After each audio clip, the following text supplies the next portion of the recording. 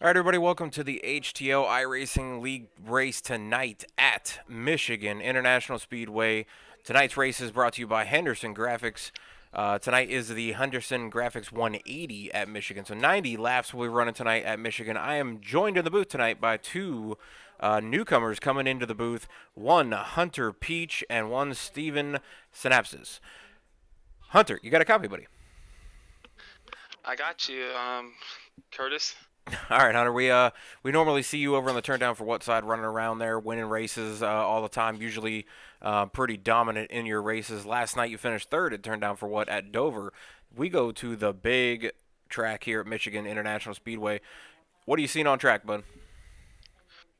Seeing a lot of tight conditions, loose conditions, all over the racetrack. Looks like a handful out there, more than likely. But should be a great race to watch. Knowing these next-gen cars, very great pack racing with them. Imagine a lot of talented drivers in here. Boone, you got Shad, you got Blake in here. You also got Dean as well. Seeing a lot of fast lap times, very close too. Yeah, that's definitely the case. Boone and Shad were both knocked out of the race last week at Daytona. Last week's winner, Dean Clavitt, up in the field again tonight, looking for two in a row, as he called it out earlier in the week on Twitter. Blake Henderson, your owner of HTL iRacing League, finished, I believe, second, or is up in second in points, which we'll take a look at here. But we're also joined by Steven. Steven, you got a copy, buddy? I do, Curtis. Hey, Steven. Hey, normally we don't see you in the booth. We see you out on track, but what are you seeing as a driver's perspective out on track tonight at Michigan as well? Are you seeing the same things Hunter's seeing, or you seeing anything different? You watching different people, that kind of stuff? Yeah, I'm definitely seeing a lot. It's definitely a lot different for me being up here. Um, Seeing with these new cars on the track, especially with how cold the track is going to be and everything, it's looking like turns one and exiting two, they seem to be getting real loose. I was watching a couple guys.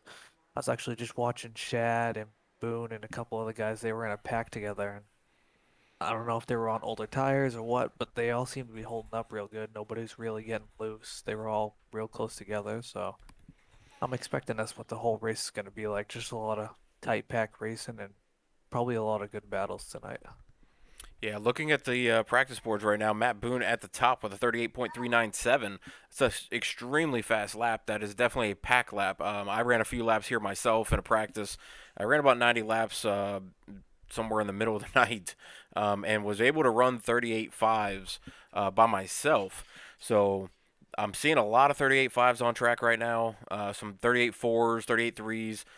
To me, those have to be draft laps, in my opinion. I don't think they should be able to do that by themselves, but Bowling himself is out there in the chat saying getting ready for a wild race. Bowling, if you are in the chat still and listening, if you can let us know if that 38397 was a solo lap or if that was a draft lap, that would be much appreciated.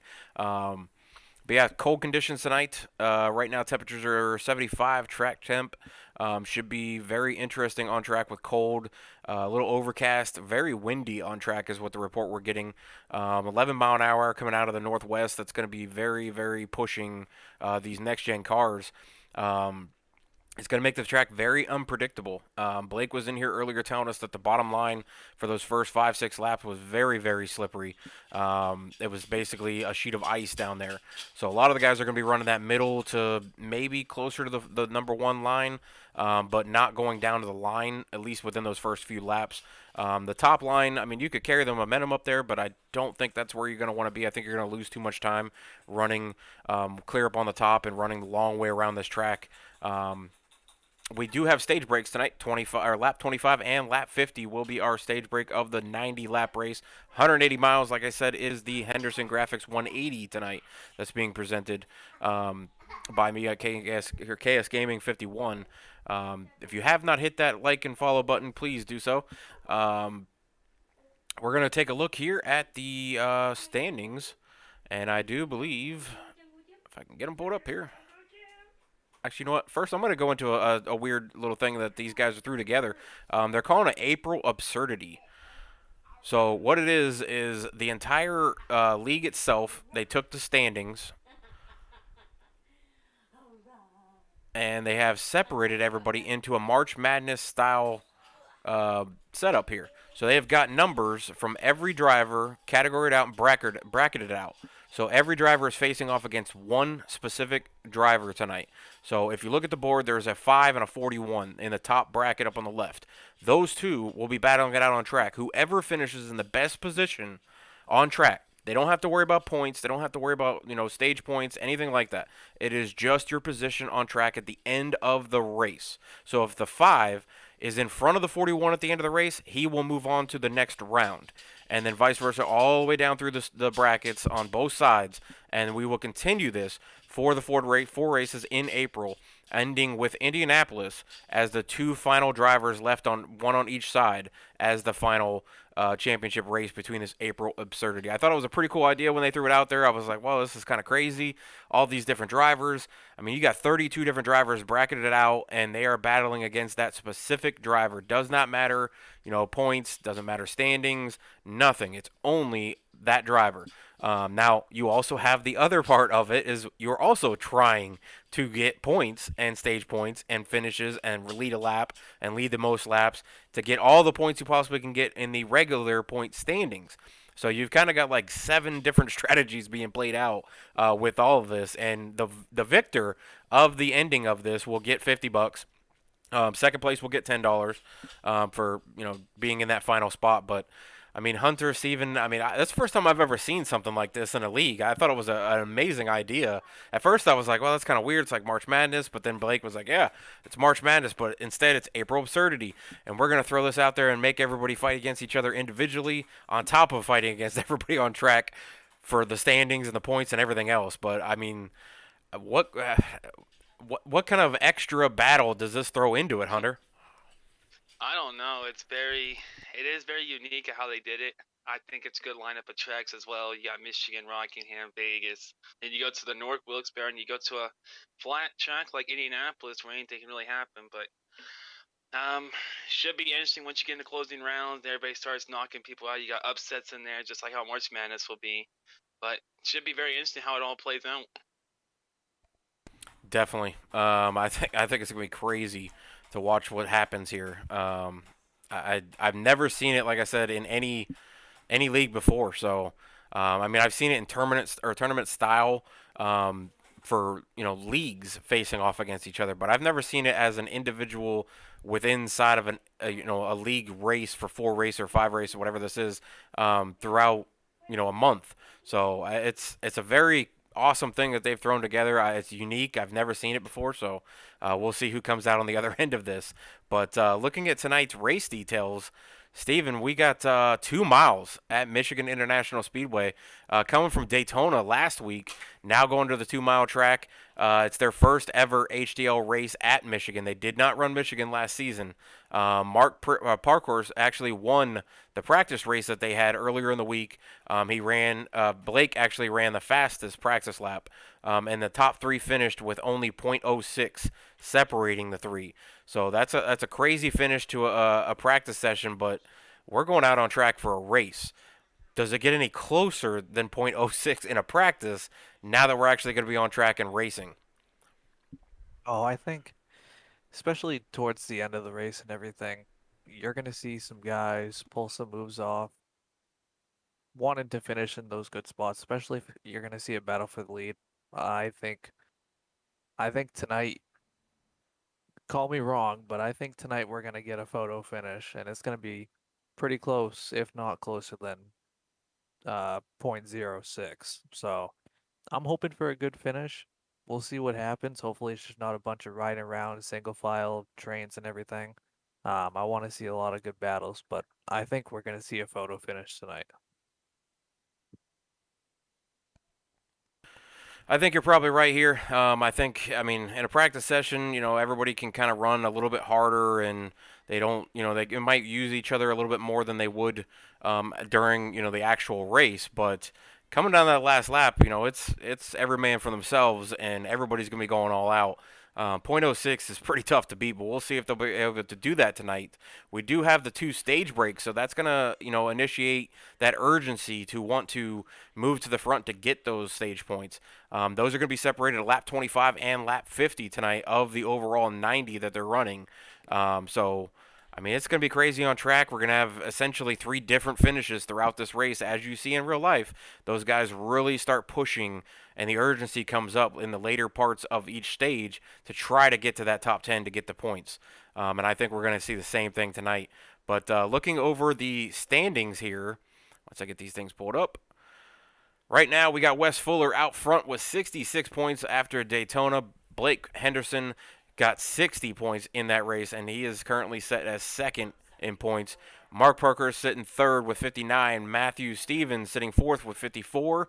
Dean Clavitt, the overall winner of Daytona, but did not get as many stage points. So he is sitting fourth, even though he was the winner of the race with 54 points. Or 52 points, sorry. Marcus Chafin sitting sixth with 50 points. Corey Andon sitting seventh, who was finished second place in that race with 48 points.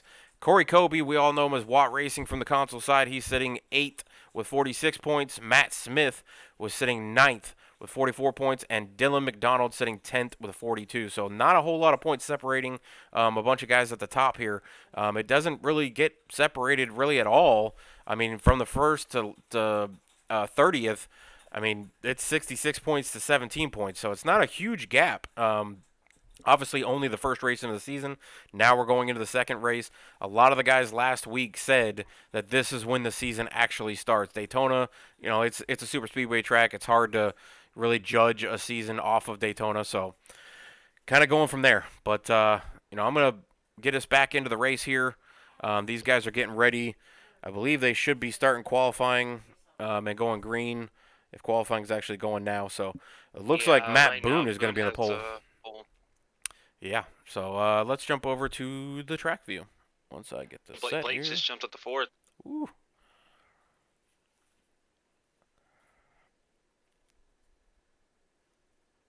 But yeah, so Hunter and Steven, I mean, based on the point totals for the first race, I mean, if you're a guy sitting in fifth, do you really try to go harder, or do you just try to, keep staying steady with it only being the second race of the season so far? I would say probably play a little conservative, but just try to take care of your stuff here. Probably in the first run, see how the car handles on the bottom, get the feel for the track, and then kind of push a little bit there in the end, knowing that you know who you're racing the bracket overall as well, but also the points. So you just don't want to really lose anything, but you don't really want to push it too hard and put yourself in jeopardy. Yeah, like just like Hunter was saying, save your stuff, see what the car's gonna do. I know I personally like to wait it out. Like if you have stage breaks like this, wait out the first 2 stages. Just run your race. Try not to tear the car up or anything, and then the last stage, really try to move up the field if you're not already up there and grab those points and really just wait till the end to see what all kind of happens and dials up and see if you can't work the way up and get those points and come out with a good finish and a good points day. That's what I usually like to do. Is I try to hang out till at least the last 30, 35 laps and then try to make my way up. Yeah, I mean, it's only the first race of the season has been completed. The second race is now getting ready here at Michigan. Got a couple guys out on track. Looks like the 98 is out on track right now. I'm going to try to find him on track. He had a big loose moment there in 1 and 2. He's in the wall. Well, unfortunately, that's going to be Like on the the stream, car so I apologize, it Matt. jumped out. He tried to gas a little too much there. So it looks like they're trying to run the top here in qualifying. A lot different when it was in practice. They're kind of running about the middle.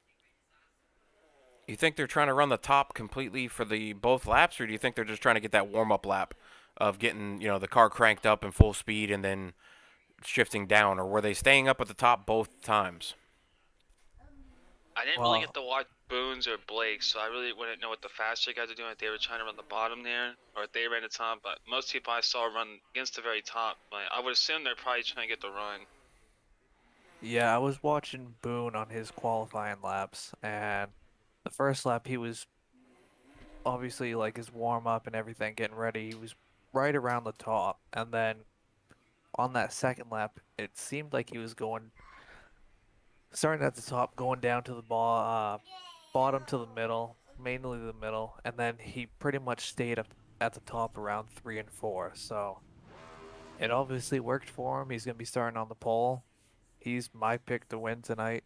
I know how good he can run and everything, so Well, speaking we'll of see that, how it yeah, works out. Matt Boone getting the pole tonight in that 83 Dr. Pepper machine. 78 of Greg Wood will be starting second. Ryan Motre will be starting third in the 44. Blake Henderson, the owner admin of this HTL iRacing League, will be starting fourth in the 25 machine. Christopher Pendel will be starting fifth in the 6 car. Dylan McDonald in that 38 will be seventh. Or sixth, sorry. Dean Clavitt will be seventh. Last week's winner, still riding around that Cheetos mobile.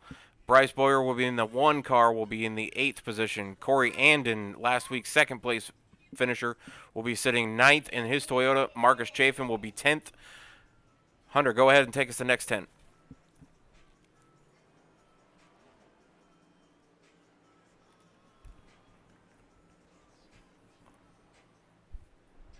Or Steven, you there? I'm here. All right. I'll just keep it going. So 10th place, Alfred Denny, Kevin Givney will be 11th. Gary Donaldson will be 13th. Wes Fuller, last week's most laps led, will be 14th. Mark Parkhorse will be 15th. John Gunguts will be 16th. Nathan Eastep will be 17th. Corey Kobe will be 18th. Angel Santiago will be 19th. Shad Swadsworth in his 88 Ford will be sitting 20th. Steven, you got the next ones.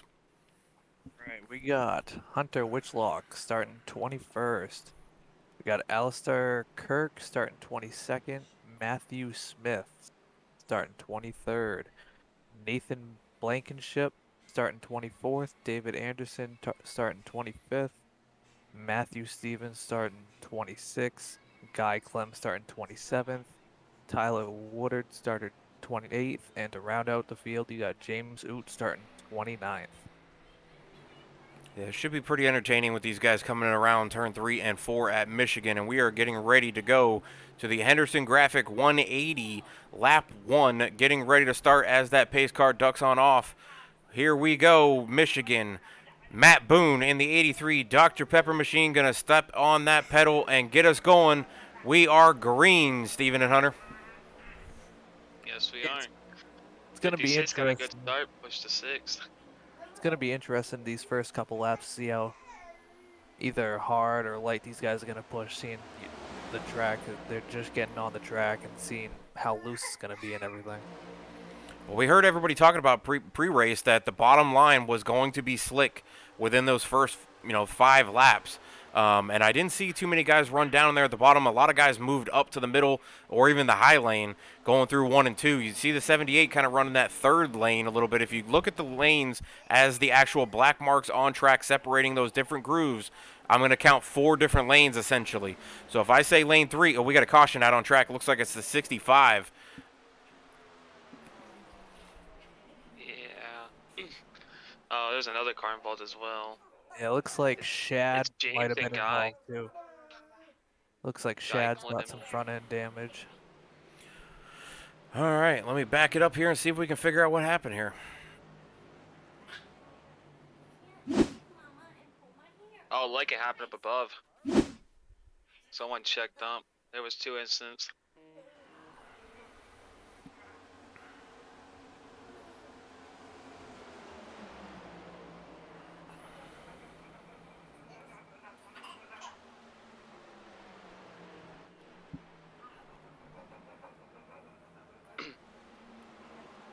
Yeah, it looks like the first incident up there with how Shad got his damage was the 35 and the 10 made a little contact, and Biz checked up Shad ran the back to 35. I believe that is... It is Hunter. So... The other 2 just had a miscommunication there. I'm trying to find it on track, but there's a few different contacts that are kind of throwing this off because everybody's registering contacts in different areas. But I did. Turn third. Yeah, I'm trying to pinpoint it because it's all over the place here. The 35. Let's see if we can go to him and see if that pulls up anything. From what I'm seeing from mine, it looks like Guy Clem just got loose trying to dive it down the bottom, and basically James had nowhere to really go.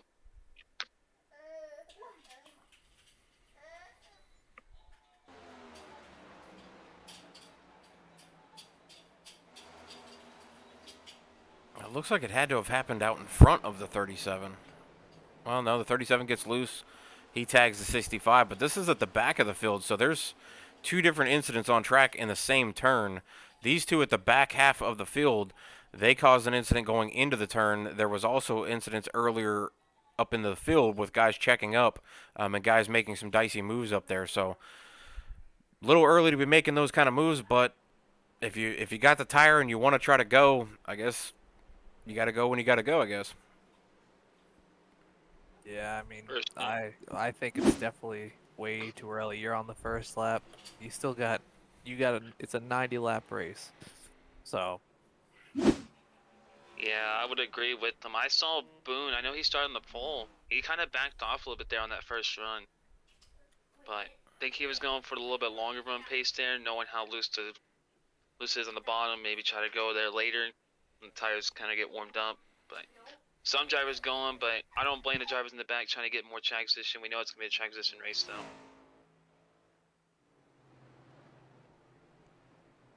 Well, we're 4 laps into the race, and we've got our first caution. Some guys definitely came down pit road there. Looks like a handful did come down. I would think that they wouldn't have taken tires this early with only 4 or 5 sets here tonight. But I do see a few guys with slow pit stops. So they're probably the ones fixing damage. Hunter Whitlock, Guy Clem, Corey Kobe, and James Oot, or Ott, I'm not sure. James, apologize for if I butchered that one. So Matt Stevens, Angel, and Alfred Denny also came down pit road, but they had short pit stops of 5.8, 4.9, and 10.4. So to me, that's just a fuel and maybe a little bit of damage for Matt Stevens getting fixed, but the other two definitely came down for fuel. But they're at the back of the field, so does it really hurt you to come down, gas up, and maybe go a couple more laps than the rest of the field when they have to pit here? I don't think it really does. I think if you're in the back, I would come down, just top off, see if you have any option repairs.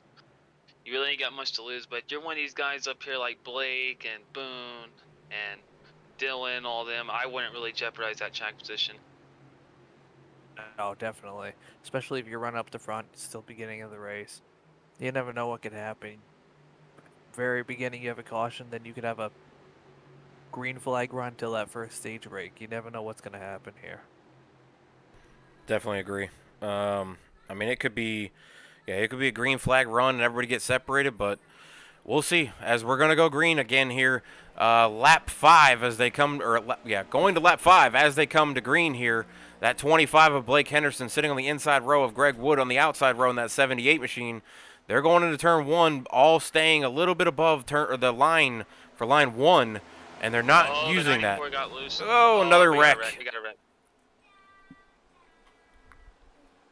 And that is Corey. It's caution. It's like Corey. he tried to run the bottom there a little bit. Yeah. Oh, it's a big wreck. We'll get the replay going, and I'll get you right back there in just a second.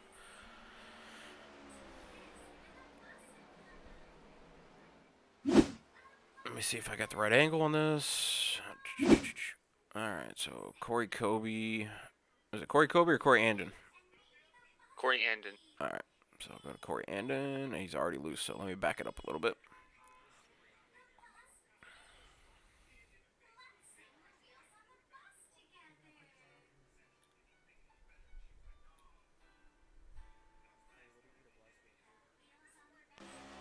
All right, we're going to see them as they got restarted as they go into turn 1. Corey Andon right there in that red and black 94. Goes into the corner in that middle lane. It looks like he gets just a little bit loose, and trying to correct these next-gen cars is hard. He tries to check up. 5 has nowhere to go, runs right into the back of him, and that also starts the chain reaction of about 7 other cars involved. We see a couple other cars spinning and flipping up there. That's going to be a handful more. It looks like Tyler Woodard, Nathan Blankenship, Matt Smith, Matt Stevens, possibly Guy Clem, all involved in this one. Yeah, it Like, sucks, Fuller got a piece of it. especially coming to a green, have some guys wreck after a couple of them already been in that first lap crash. Sucks to happen for them. Hopefully they didn't get too much damage out of it. Well, I mean, at this point, Hunter and Steven, I mean, we're only a handful of laps into this race, and some guys have had to use their fast repairs already, most likely, because, I mean, some of them have some major damage. Should we expect guys to maybe fall off the field and just kind of pace and try to stay out of damage or stay out of, harm's way for the next several laps, at least until things calm down a little bit? But remember, we got a stage break coming up at lap 25, so that's only, 17 laps away when we go green again. Yeah, definitely. Yeah. If I was smart and if I was any of these guys, especially like in towards the middle of the back, I would definitely just ride around, run my race, see how the car feels till the stage break, and then go in the pits and take care of my stuff that I need to take care of and see what happens after that. Yeah, that's exactly what Steven said. Just me as a driver, I would say I would want to get everybody kind of around. Let's just ride a little bit here. We got a long ways to go. I mean, we're only on lap 7 out of 90, so plenty of still time to go and still plenty of time to race. No need to take each other out, and still got 2 stages as well. Yeah, I'm looking at so the standings again, and it looks like the back half of the field did come down, at least for fuel only. A majority of them did. Guy Clem came down 14.6 stop, so that could be a real pit stop for 4 tires and fuel. But it looks like a lot of guys did come down for fuel, at least the back half of the field again. Yeah, that David and Corey were both on there. I imagine I don't think they're using the fast repair. It doesn't look like it. I think they just used optional. Knowing how this race is kind of starting out right now, probably don't want to use that fast repair unless they're already out of it. Andon still has scrapage down the right side, so he did not use his fast repair. Anderson's front end's really messed up. Yeah, I'm not seeing anything. I'm looking to see if I can find Shad's. I'm not seeing any. Yeah, he's still got front end damage, so all of them just kind of repaired there what they could. But, I mean, looking at Shad's car here, Shad was arguably one of the fastest overall in the practice they did have. He did finish second, but did not get the win. But, I mean, he's looking for a big race tonight. Did not have a very good race last week at Daytona. Got caught up in a couple different incidences. But his only problem was actually trying to get around Mark on old tires. Mark Parkhorse, who actually won the race. So Shad on new tires, trying to get around Mark on old tires, resulted in those 3 drivers finishing .006 right there at the finish line. Yeah, it looks like we're gonna be going green this time by, so we'll see if we can't get some green flag runs happening this time. Yeah, For sure. every driver is going to be focusing on the points for the play or the point standings. They're going to be focusing on the points for the stage breaks. They're going to be focusing on their driver that they're facing off against in the race for the April absurdity. I mean, there's so many different things in play right now for this race that these guys got to be thinking all kinds of stuff. Oh, absolutely. Yeah, you definitely got so many different things going on. Especially having to worry about points and everything, even though you're second race in. You also got that driver you got to face off, exactly like you were saying. You got a bunch of different aspects going on without Got it this side by side for the race lead. Blake's holding on strong on the bottom.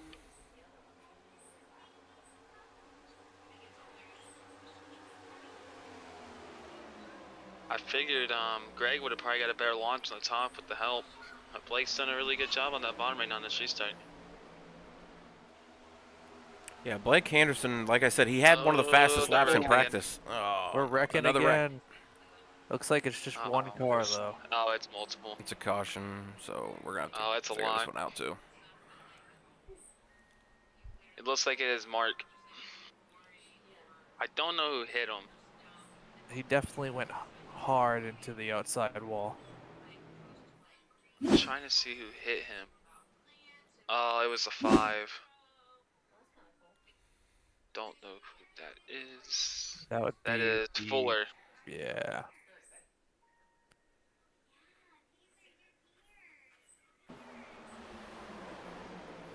Not a great day for most of these people in the back. So it looks like the 22 and 53 made contact. The 53 got sideways, and there was a little bit of that net code in there, and it turned the 32 into the wall right in front of the 88. 88 got some more damage to that front end, which caused more drivers to just start going through the field spinning all over the place. The 98, 94, like I said, 88 had some damage. 90. I mean, there's a big pile of cars here. The 5, the 77. Um, so We some almost guys got are going to two be low on those incidents. fast repairs. Trying to see who that is.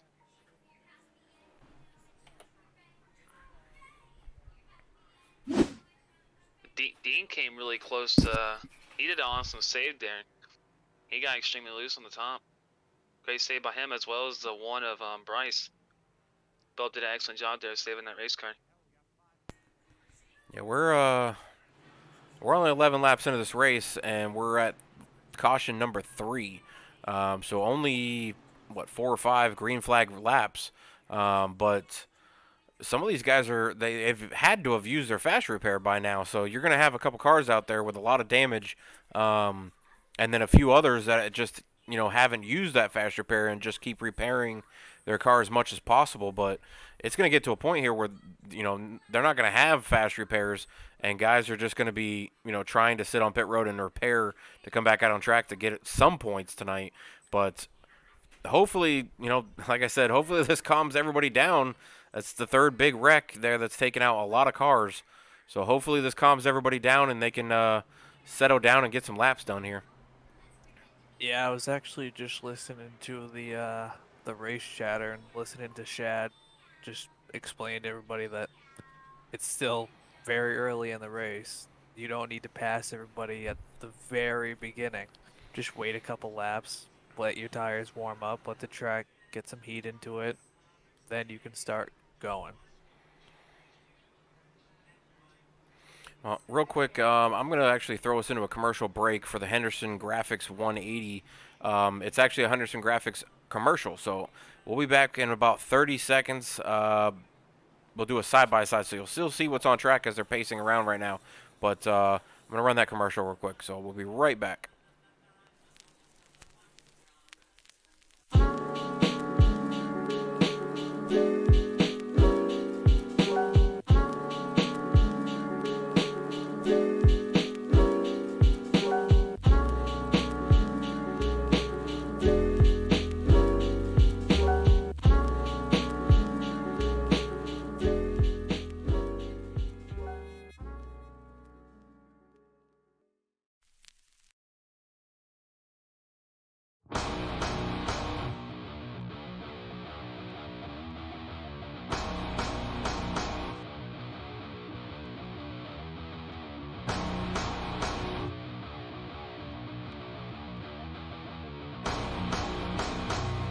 Give me fuel, give me fire, give me that which I desire.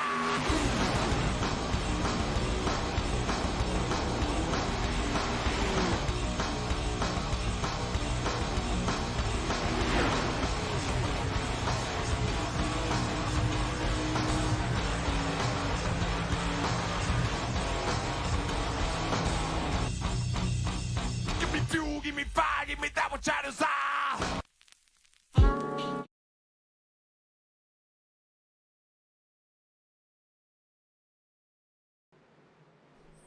All right, back on track as the pace car ducks on off, and Blake Henderson and the 78 of Greg Wood are going to lead him to that green flag. We are going to get going again. Hopefully, the drivers have been listening to each other, talking about, this is early in the race. Let's get calmed down. Let's get spread out. Let's get to racing each other, in a single file and try to see what happens here. But, yeah, I think a lot of guys are hoping that the cautions are over with now, as we've had 3 in the first 13 laps here. And these top two leaders are really leaning on each other a lot. That's on that restart. They almost made a little bit of contact there. Might want to back on just a little bit there, bit net code, but hard racing though, can't blame them. Oh, Blake and Greg both getting loose. Save it. Oh, Blake got man. loose on the Pushed bottom it. and Oh, saved no. it. Oh, big crash coming across the finish line. Say Blake saved it Nothing on the had bottom. to. 78 came across from the top, and he saved it, went through the grass, and then all of a sudden, all hell broke loose on the front stretch there. Yeah, I was gonna say those two guys made 2 excellent saves. I thought it was just gonna stay green and everything. I believe it was Bryce. Yeah, Bryce went up a little bit, got in the wall. Then they were 4 wide there, and nowhere really for Marcus to go. And just a lot of innocent bystanders there. Hunter Winlock involved.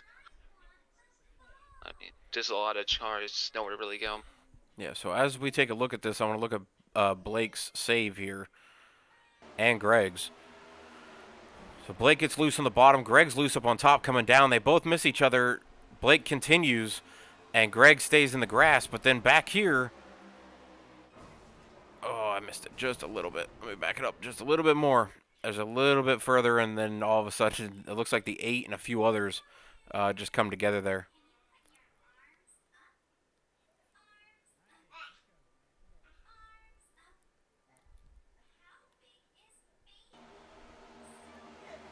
A lot happened at once. Yeah, I think everybody was seeing the 2 cars sliding across the track and were trying to avoid, and then everybody just kind of checked up, and some guys checked up and some didn't, and they just piled into each other. And that's a big wreck on the front stretch. That's multiple cars that were involved in either one or all 3 of the wrecks so far. So caution number 4 coming out, collecting even more drivers. So even more drivers are going to have some time on pit road or are going to use that fast repair.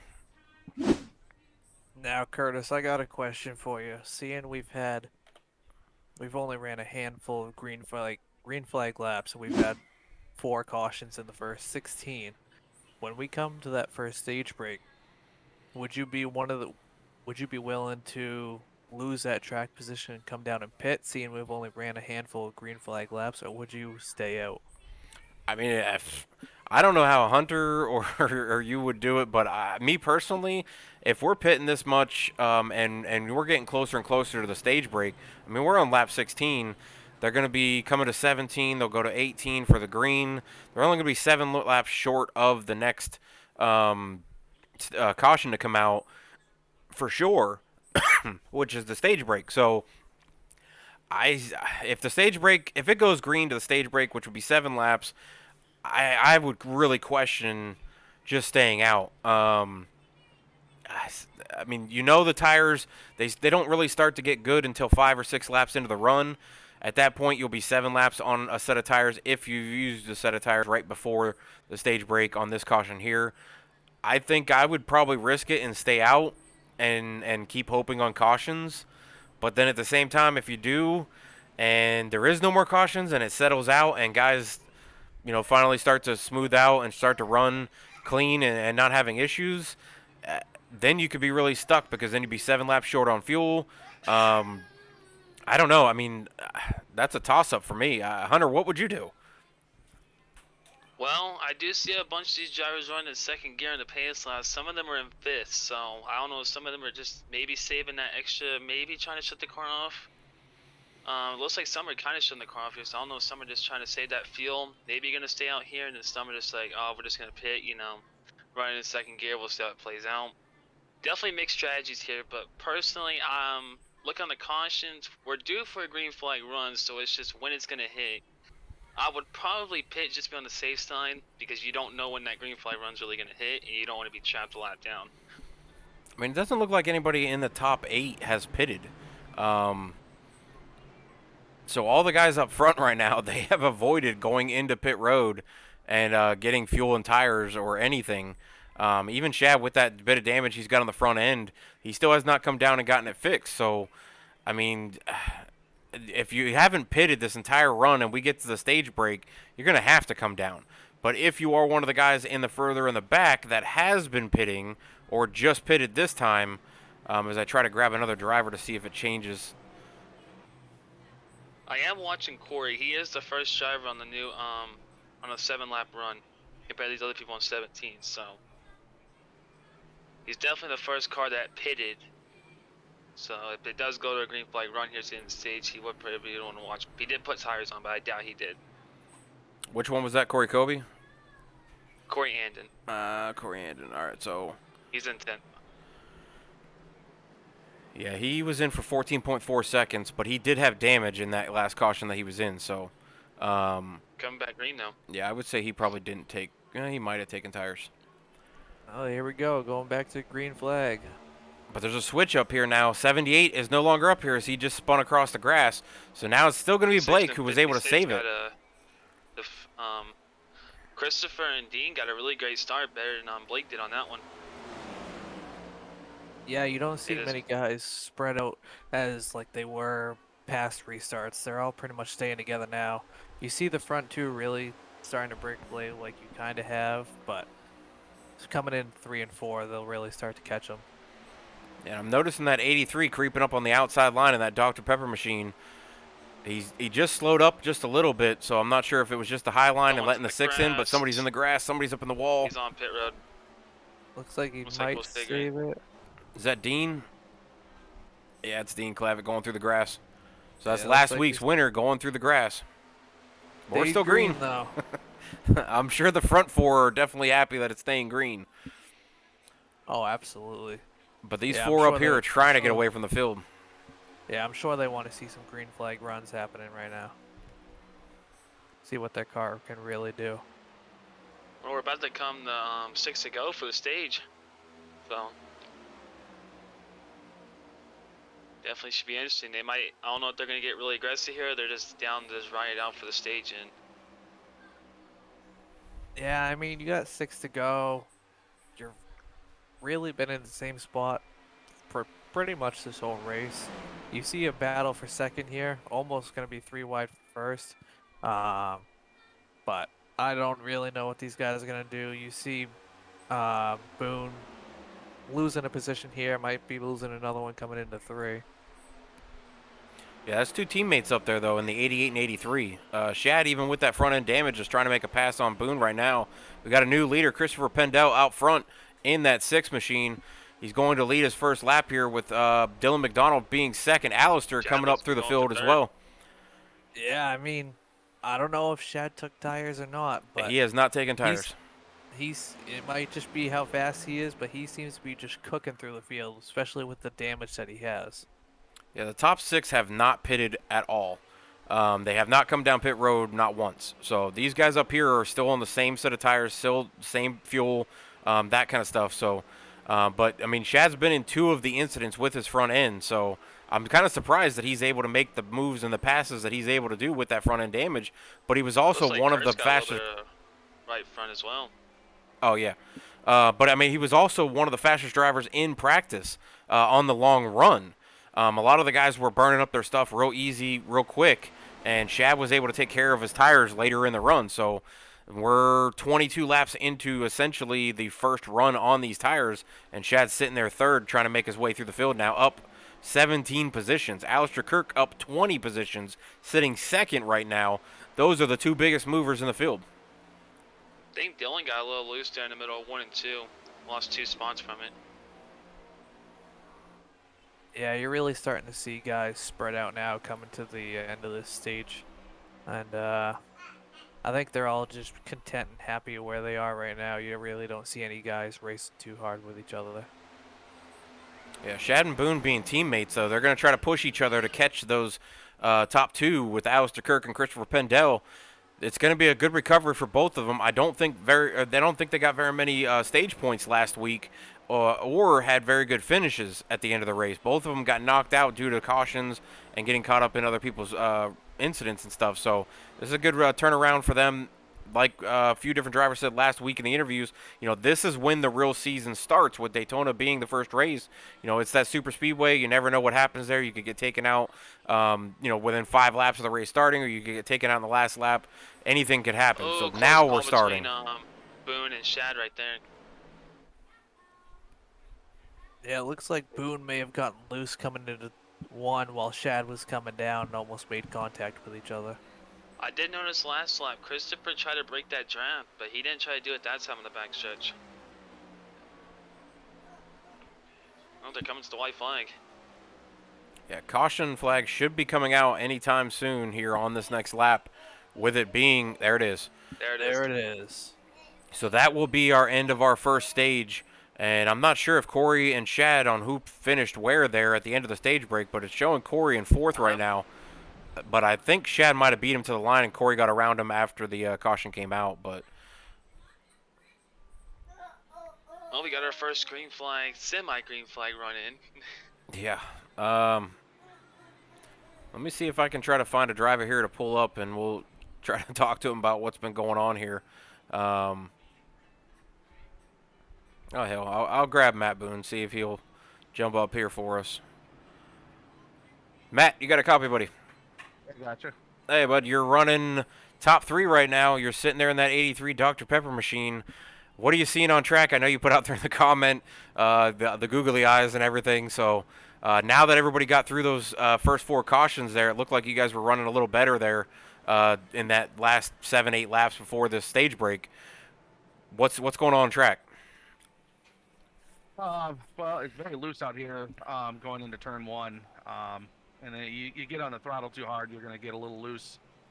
Chad about wrecked us there going into turn 1 a couple laps ago, but we made it through. Hopefully everybody slows down and uses their head here. You can't win it on lap 1 or lap 25, so you can only win it on lap 90. Well, you're definitely one of the faster drivers out here. You were very fast in practice. You got the pole tonight. What's going to be your strategy for the second stage? You just going to stay out even if cautions keep coming up? Because none of you guys up in the top 6 pitted with all those cautions coming out. None of you guys actually came down and grabbed anything. So are you going to try to do the same thing if cautions keep flying out, or are you guys going to try to break a different strategy out? Now, if the cautions keep falling, I'm staying out. I kind of there's no assumed. reason to pit. All right. Well, good luck on the rest of the race, bud. I'll throw you back down into your group there. Yeah, good luck on the rest of the race, and good seeing that 83 machine up here. I'm usually used to seeing that 38 up here, but it's kind of a reversal with the 83 up here. So, but good luck on the rest of the race, bud. Thank you. All right, so you heard him saying, the track's real slick. Guys are sliding all over the place. Some guys might be going a little harder than they should have been going in those first several laps there, bringing out 4 cautions for incidents. This is the 5th caution due to the stage break. So we'll see if anybody's going to actually go down pit road here. Like I said, the front guys, the top 6 of the top 7 did not pit through that entire first stage. The rest of the field did take tires or fuel at some point on those cautions. Looks like just about everybody's. I gonna see go Mark down pit Parker road. is staying out. I think Mark's staying out. Oh, Yeah, he he's is one of on- the ones that pitted. He's on 17 lap old tires, so Well, I wouldn't blame him knowing how these cautions been falling. yeah, Worth the I mean, gamble. the further up front you are, the better. But we did see a few guys spin from the front. I mean, we saw the front row with Blake Henderson and Greg Wood both get loose coming out of turn 4 and almost got caught up in everything that happened behind them. Luckily, they were able to save it and keep it going. But then, 4th, 5th, 6th back, there was some guys checking up, and it caused a big incident back there. So I don't know if you're safe anywhere here because of how loose these guys keep describing the track. You could spin from the front. You could get turned from the middle. You could get, checked up somewhere in the middle. You could get the back where you run into somebody spinning in front of you. It doesn't seem like anybody's safe on this track from first all the way back to 29th. I don't know if I think Greg might have took 2 tires there because Christopher and them got beat out he beat Christopher and all them out as well as the 31. Yeah, he was only in there for 7.5, so I would say that's a 2-tire stop. But if he I did noticed pit Boone had before watched that, I think he pit before that and took rights, and he might have just taken lefts right there and got the full tank. So he's gonna be on semi-decent tires. Tires would be the way to go, knowing how loose the track is. But position healthy might be condition. where the position might be what you were saying is guys are looking to try to get that position and stay up front and avoid anything. But like I was saying, you could crash from front, middle, back. It's all over the place tonight with these conditions on track. But I mean, 75-degree temperature for a track temp, it should be nice and cool on track. You'd think the tires would be sticky or have a lot of grip in them for being the track temp being so low. It's not hot, so it's not going to make them greasy and slippery. But I guess it does make a difference if it's cold. It takes a little while for the tires to get heat in them to actually be sticky. Looks like Yeah. Nathan stayed out as well. I was actually watching Boone's pit stop, and it actually looked like he had overdrove his pit stall just a little bit, had to back up, so that costed him a couple positions on pit road. Well, he is still sitting 7th, so. But the rest of the field, looking at the lineup, Mark Parker is back to the front. up 14 spots from his starting position in that 32. The 55 of Nate Estep up 16 spots into second place. Gibney sitting third, up 9 positions. Greg Wood, our front row seat, he's back 2 positions, sitting fourth now. He was in that original spin, but he was able to save it when him and both Blake got loose coming out of turn 4. Shad lost six position. I imagine he probably just repaired a little bit of damage there, probably. David gained about 11. A lot of up and downs right now, but a lot of mixed strategies as well. Yeah, Shad's pit stop was only a 14.1, so I don't think he repaired very much damage. It was probably some optional sitting there, but I don't think he repaired it. I think he just got passed up by a lot of guys who only came in and short pitted with 2 tires and stuff like that, because second, third, and fourth third, fourth came down and only was in pits long enough for fuel and maybe 2 sets of two tires there. Going back green. It looks like we're in single file. Yeah, it looks like we're doing some single file. Maybe trying to get the guys not to wreck. I'm really gonna watch this 6 car Christopher. He was really fast when they got spread out there, so I'm really. Looks like we got a caution. Looks like some guys may have wrecked back in the pack. We got 2 incidents. It's Nathan Blankenship and Guy Klim as well again. Yeah, it looks Don't like know what coming to the green, they may have wrecked. Let me see if Marcus, I don't think he Blankenship's uses fast smoking spin. That's too, so- very, yeah, that's very big damage. That's gonna be a fast spin right there. Curious what happened here. Yeah. Yeah, it won't. Let's see. Oh, that's Yeah. what happened. Looks like they were all Matthew they just checked up and just nowhere to go. they're all bunched up, and the 3 got into the back of them, and they just started a train effect, and they all got into each other. Really curious what on board looked like from him. Yeah, so you see the check up there, looks like by the Matt Smith, and the 1 just does not look at the checkup at all and just runs right into the back of the 8, spinning them across the track, getting the 3 involved and a few others. So let me back it up here and see if I can get an in-car from the 1 car.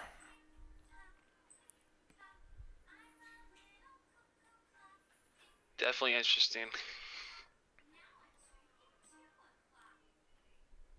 Yeah, I mean, from his view, he probably couldn't see that they checked up, getting on the gas like that. But, I mean, you could see the 8 checked up hard for the person in front of him, but the 1 definitely did not check up.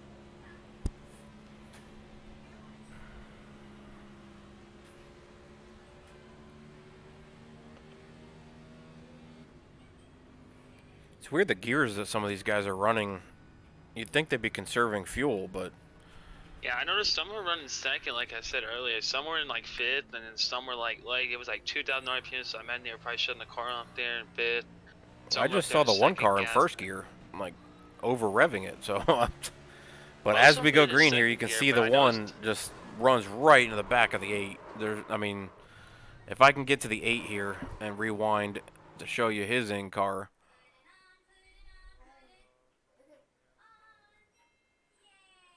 Trying to do a little too much there. I'm wondering if it was because guys laid off of each other and they tried to get a run before the green came out. You can see in Marcus's that there's a pretty good gap between him and the car in front of him.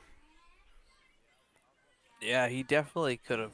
I think he Bunched laid back up. a little bit and tried to get a run. See how far off of the car in front of him is? He sped up, and then as he slowed down, the 1 was already, the 1 saw him take off. So the 1 is, following the car in front of him. But if they're not paying attention to that green light coming on the screen, you try to get the advantage of trying to get on the gas first, and that can happen sometimes with a guy checking up, not being ready in front of you. So. Yeah, it's definitely going to be interesting when we get close to the end of this race, how these restarts are going to play out.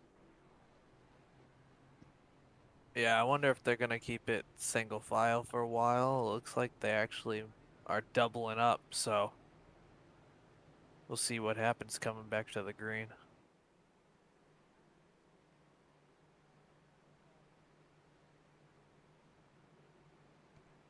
Like I said, I would looking at the certainly hope standings, that. we've looked at Wes Fuller. He's been involved in an incident. Blake Henderson's been loose on track. Mark Parkers was in an incident earlier. Dean Clavitt we've seen spin across the track. Marcus Chafin we've seen in a couple different incidents. Corey Andon we've seen in a couple different incidents. Matt Smith we just saw there get run into the back of. Dylan McDonald we've seen slip up the track and get into the wall. Angel Santiago we've seen him be in an incident. Guy Clem's been in a few incidents. Nate Blankenship.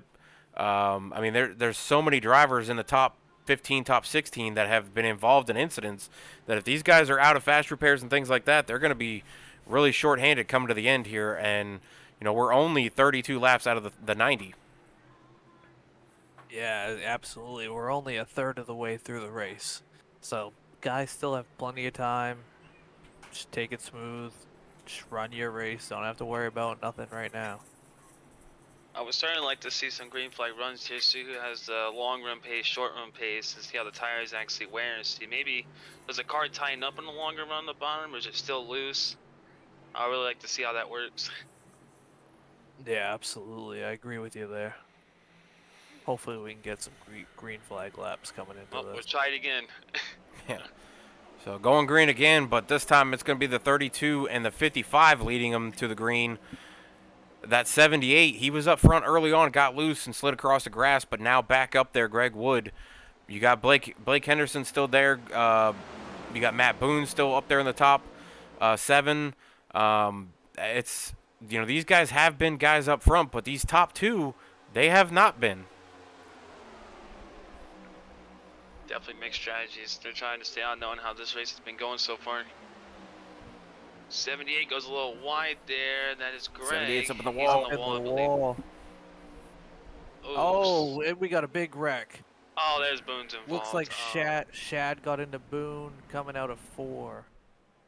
Boone went hard into the outside wall. And Greg's in as well. He's got big damage in the front. Yeah, it looked like Shad just got loose there coming out of 4 and ended up clipping Donaldson Boone. has very terminal damage right now. There's smoke coming out the back end of that.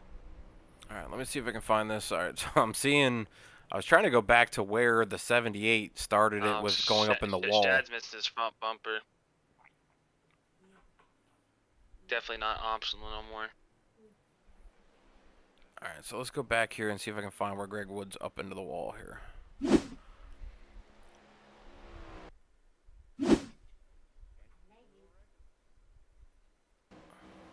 So on the restart, as they go into turn 1 and 2, you see Greg Wood. He goes into the middle line, starts to slide up just a little bit. He's all right, makes it through 1 and 2 pretty clean. I mean, nothing wrong with that. Goes down the backstretch. They all have, the RPMs are kicking in. Big runs are coming. He gives a little bump to the 32 in front of him. Goes into 3 and 4, and just as he goes into 3 and 4, it just doesn't stick. It just goes right into the wall, and it drags on that wall. And then you see a few other guys trying to get down and void him. And I don't know what happened with Shad there. It was like he just hooked left. That Shad got, I think he got loose when he tried to cross over. You saw, I just saw Blake right there just get loose as well. He saved that. It was a slight little.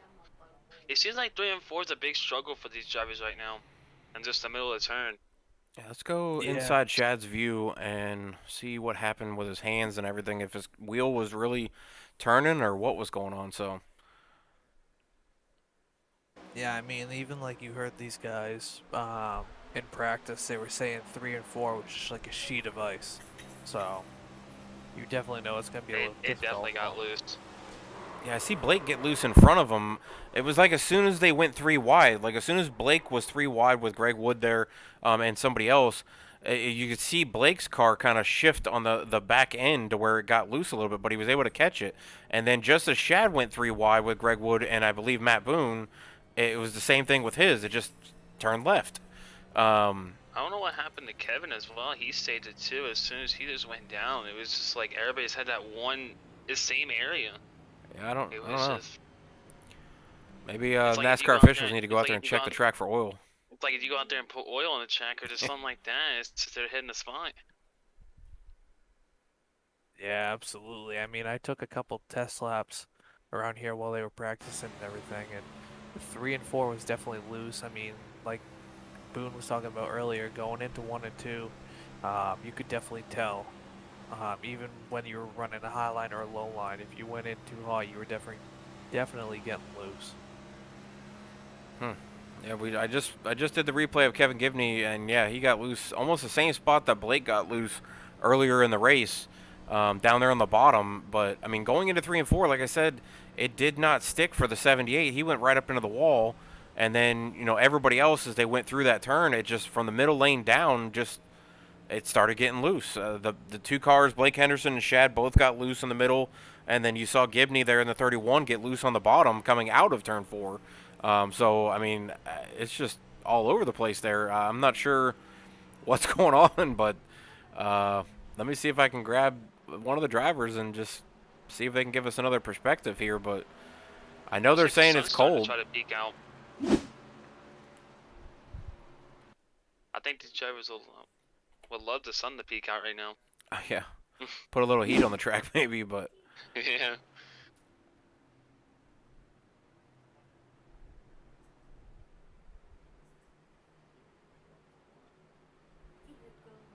let's It's see just who I can crazy. This find. track looks about the same, and it seems like both turns are just different in some way how they drive. Like, so that the bottom works better in 1 and 2 on the restarts than what it would on 3 and 4.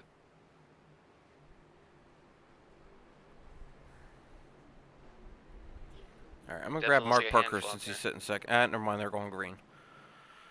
Yeah, we don't want to do that. No.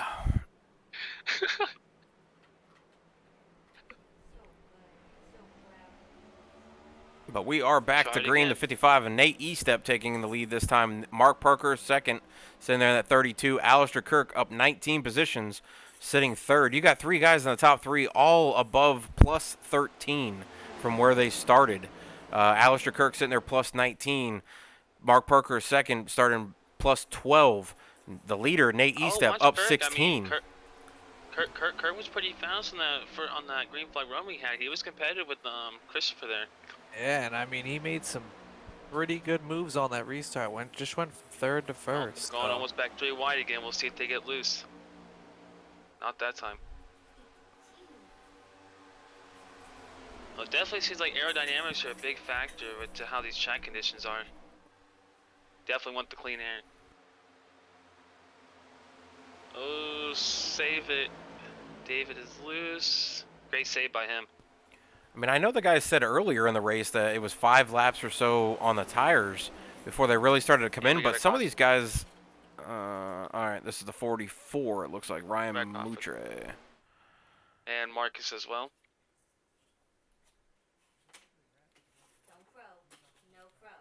Marcus again. I believe his day is done. Has not been his day today. Definitely has not been a lot of guys' days. So it Every looks wreck like I've about seen, Marcus has probably had a piece of it. Ryan got loose and went down onto the apron and slid through the grass, and I don't know if he was on the brakes trying to stop it or not, but he swung it right back up into the track and just took somebody out. It looks like it was Marcus. Yeah. I believe that's going to probably end his day. Yeah, Marcus was in the chat earlier saying he only had 6 minutes of damage from one of those incidents there, but this one, yeah, he's probably going to have a lot more damage to try to repair. But, I mean, Marcus, there's a possibility you could still get back into this race if cautions keep flying, depending on how long the repair. He could probably still win this. That's what I'm saying. If he has 10 minutes of repair or 15 minutes of repair and they happen to have some more cautions, there's a good chance you could come back out and only be a couple laps down to where, if more cautions did happen to fly, plus we still have the stage break coming up too, you could get a couple laps back and still make up some point positions. Every point matters throughout an entire season. So if he repairs the car before this race is over, I'd come back on a track and try to pass some of these guys that maybe are out of the race. So, Steve, I want to ask you a question here. So, personally, me and you will probably pit here. Put the stage. If you got stage points in stage 1, I will give up the stage 2 points to track position the final. Knowing how much they're falling, just lay out the main pack. Ride it out. Personally, until the stage ends and come in onto the stage and try to keep that and everything and try to it seems like the cautions have. So Saying I would pay here and yeah. just like the tires to pit. Then you can just.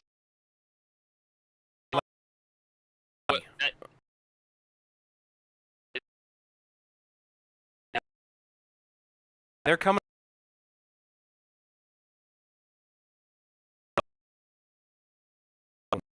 I mean, yeah, off the field. I mean,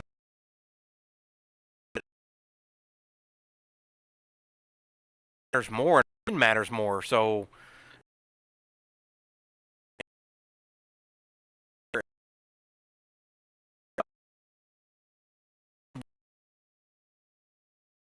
could be laid out in pit, and you can make up those positions. Like I said, every point matters in this long season. It's a 16 regular race season, then the playoffs start. So it's 16 races where you got to build points. Angel's doing the strategy. I see him on pit road. He's an 18th, so I mean, not a bad strategy. I mean, if you're back there, you might as well get yourself up there in the front, see what clean air does to your car.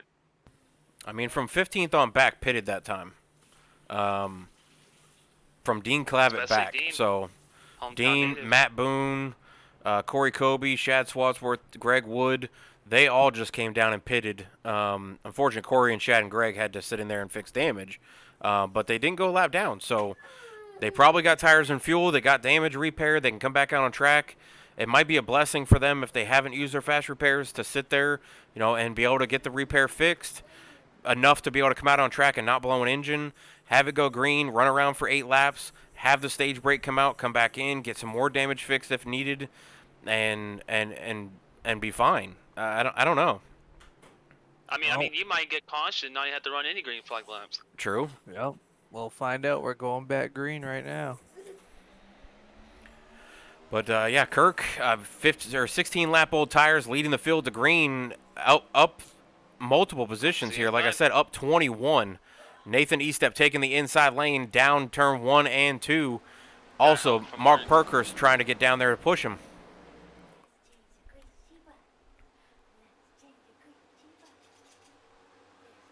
'51's just so strong compared to Nathan. Those tires advantages. Looks like Oh, we're they're starting gonna to go blind. 3 No, wide. 3 wide.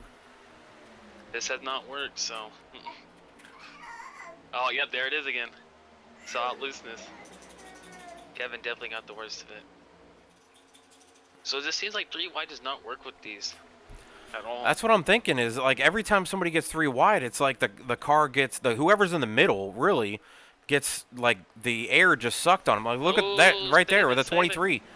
Then the 53 gets loose right behind him. Now the 23's still loose. Trying to make it up, and you got guys coming at full speed.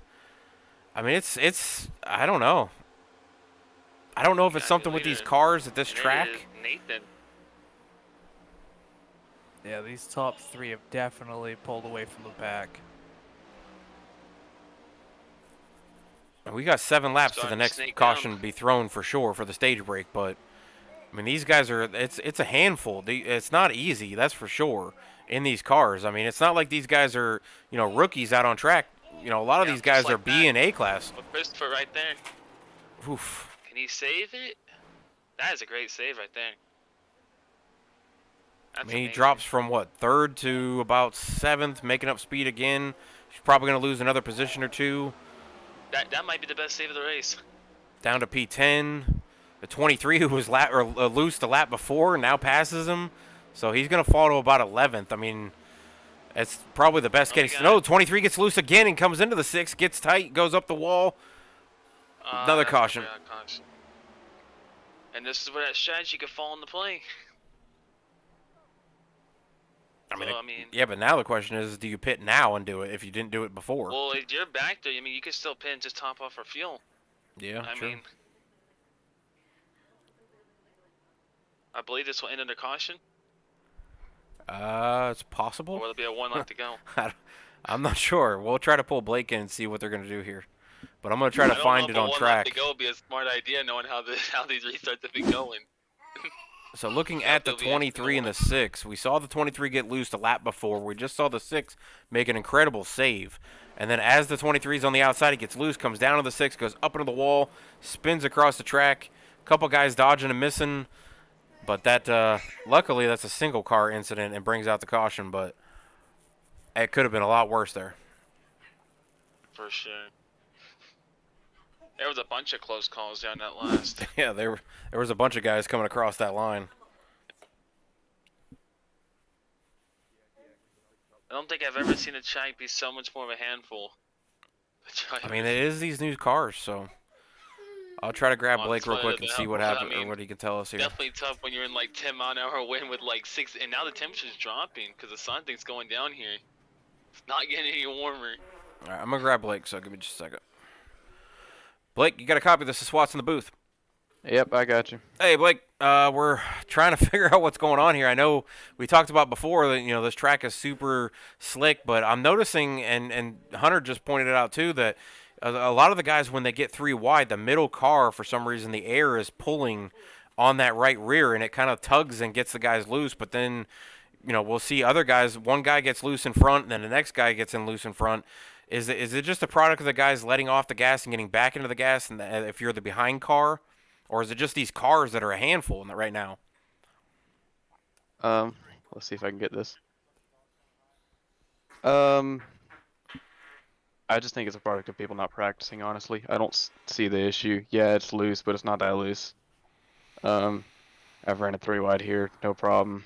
I don't really understand why going 3 wide, 40 laps before the finish, so I don't really see any problems other than driver talent not being there. Gotcha. Well, I mean, yeah, we're noticing, everybody getting loose. You yourself got loose from the front with Greg Wood also getting loose at the same time. But you guys were able to save it and keep it going, and then you see other guys that get loose and they just snap it right into the wall. That just happened there with the 23.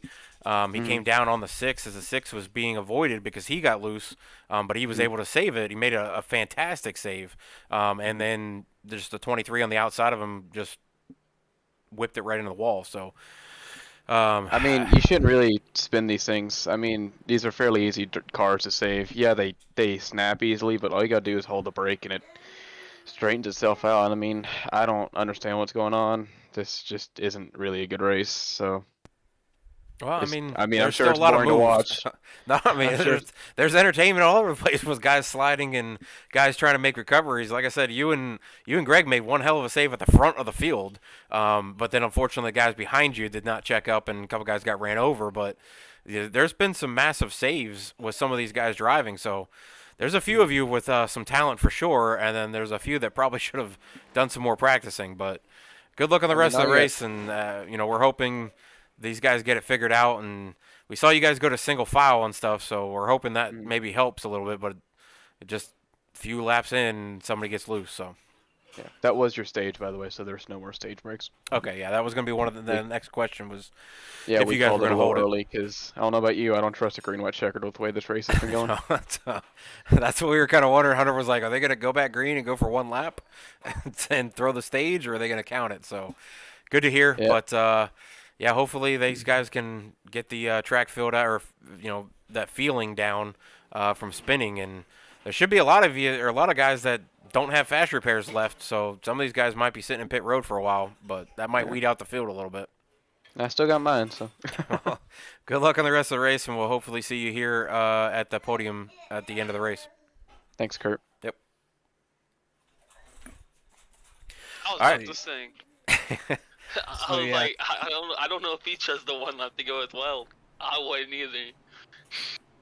Yeah, I mean, you heard it from Blake. It's not that the car's that hard to drive. I mean, like I said, I drove about 90 laps with it. Now, the temperatures were a little different for when I ran the practice because I didn't know what temperature it was going to be. They're running basically what real-life temperature should be at in Michigan right now.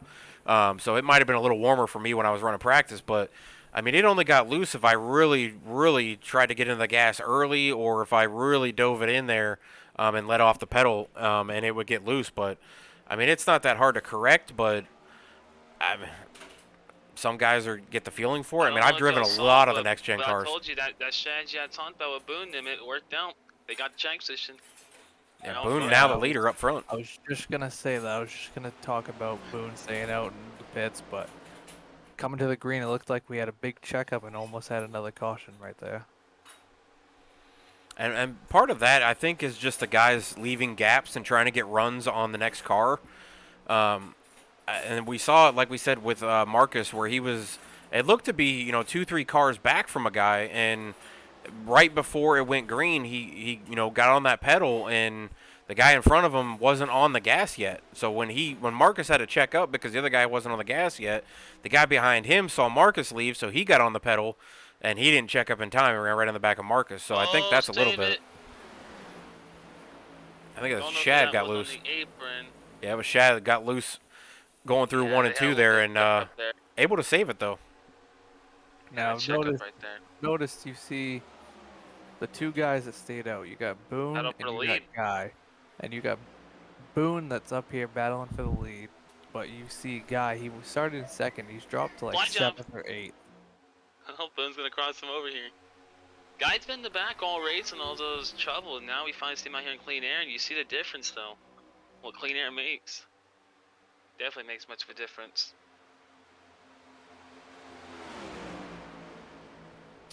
As well as Dean, I think Dean was part of that strategy as well. Well, Dean was in that incident where we saw him spinning across the grass earlier, so that's last week's winner at Daytona. Oh, So here we trying go. to make We're up gonna go 3 position. wide for the lead. We're gonna see what the. Oh, he backed out of it. And we just saw the think he 6 learned. get loose and make that incredible save too, and he's up here battling for the lead. But that was smart of Boone. You caught that. He let off. He let the 6 go by, and now he's still battling for the lead, getting that momentum out of the corner. I think these drivers are realizing that the car just does not want to handle 3 wide. And we're about to see it again here. Yeah, they're starting to back off now on it. Oh, in the back there, almost contact. I don't know who that was. I believe that is Nathan. Almost slid up into something, but yeah, we're starting to see the drivers kind of lift a little bit more now. I think they're starting to kind of get the base of it, knowing like where the air kind of hits the car wrong. I think they're starting to kind of figure it out a little bit here. Well, I think that's Unless kind the of the track issue. could That's be what I was cheap. learning in practice. Is if I let off going into the corner early, I could rotate the bottom a lot better and get into the pedal quicker by letting off earlier. Kind of like a short track where you let off, before you got to the corner and let it kind of roll through the corner, and then you could get into the gas as it was slower rolling through the bottom, and then just carry that momentum out of the corner. But a lot of these guys, I think, are going in a little too deep before they're letting off. But then we heard earlier people were saying that they were using the brake instead of letting off. So that could be the issue too. The guys using the brake might be able to steady their car a little bit more, and the guys letting off, way early are able to rotate the car a little bit better and not get loose. And then you have guys that are just they haven't learned that yet. I'm gonna go with the onboard here with Kirk. I'm gonna see the handling's a little bit different here. Yeah, Pendel, Yeah, who he we just definitely saw seemed make to that kinda big back save, it he's off. out here leading laps and looking to disappear. He's got Alistair Kirk, who you said was a big mover, up 20 positions, up here in second. They've kind of separated themselves with Dean Clavitt just barely trailing them. The rest of the field has fallen off of them. So it seems like Kirk rotates the first half of the corner a little bit better than Christopher does, but Christopher just had that exit from the top. He's like Kirk's just a little tight exiting up, but it could be that damage though. Let's go inside the 6 car and see if we can hear his let-off points. So as he goes into turn 1, he's letting off right before the apex of the corner really starts going in, before you really have to start diving in. You can see he's still kind of off of it, he's still kind of burping it, gets into the gas, and Kirk, just big moment. pulls it out. He saved it. He's gonna just let Dean go. He had a big loose moment down at the turn. Turn 2. That moves Dean up to second. He's on the move right now.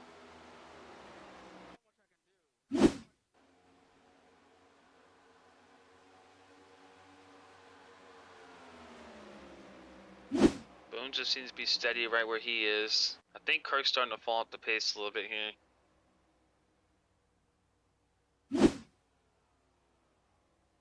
Might be wrong. Yeah, that's what it kind of looks like. You see he's kind of backed off from the leader a little bit. I don't know if he's trying to save his tires or what. I don't know how far they can go on fuel. We really haven't seen a full run, so Don't really. I would assume maybe about 30 laps. Maybe. Well, I think we'll start seeing people pit around like the pit run around maybe 28, maybe 31. Let's say somewhere around there. I Should mean, we're put them looking at close the to the pit end. strategy here, and these guys ran 29 earlier, and then another 20. Well, that was under caution. Yeah, I mean, there's all caution, so it's hard to tell, but I would probably say it's between 30 and 40, somewhere in there. Honestly, you probably want to be the first one on pit road, knowing it's a track position race right now. Well, like clean air is the advantage. But notice some of these guys are starting to come back now. They're starting to catch the Christopher here. They're kind of getting their own little pack. I mean, the draft should help them. So if they can get lined up, you know, Dean, Dylan, and Matt are pretty much lined up, and they've been a threesome here. They're closing in, like you said, on Christopher. They were back to about a second from Chris, and now they're only about 3/10. So they're closing in, and they've got a couple more cars joining that pack. You've got Alistair Kirk and Mark Parkhurst right there just off of Boone's bumper. So that's going to make it a 5-car pack, and they've closed in and now are on the back bumper of the 6 of Chris Pendel. I haven't really drove most of these cars, but I would say maybe if I was Dylan here and Boone, I would try to run like a different line and let Dean run his to try to get the air to help his car, and then try to get that run and push him on the straightaways.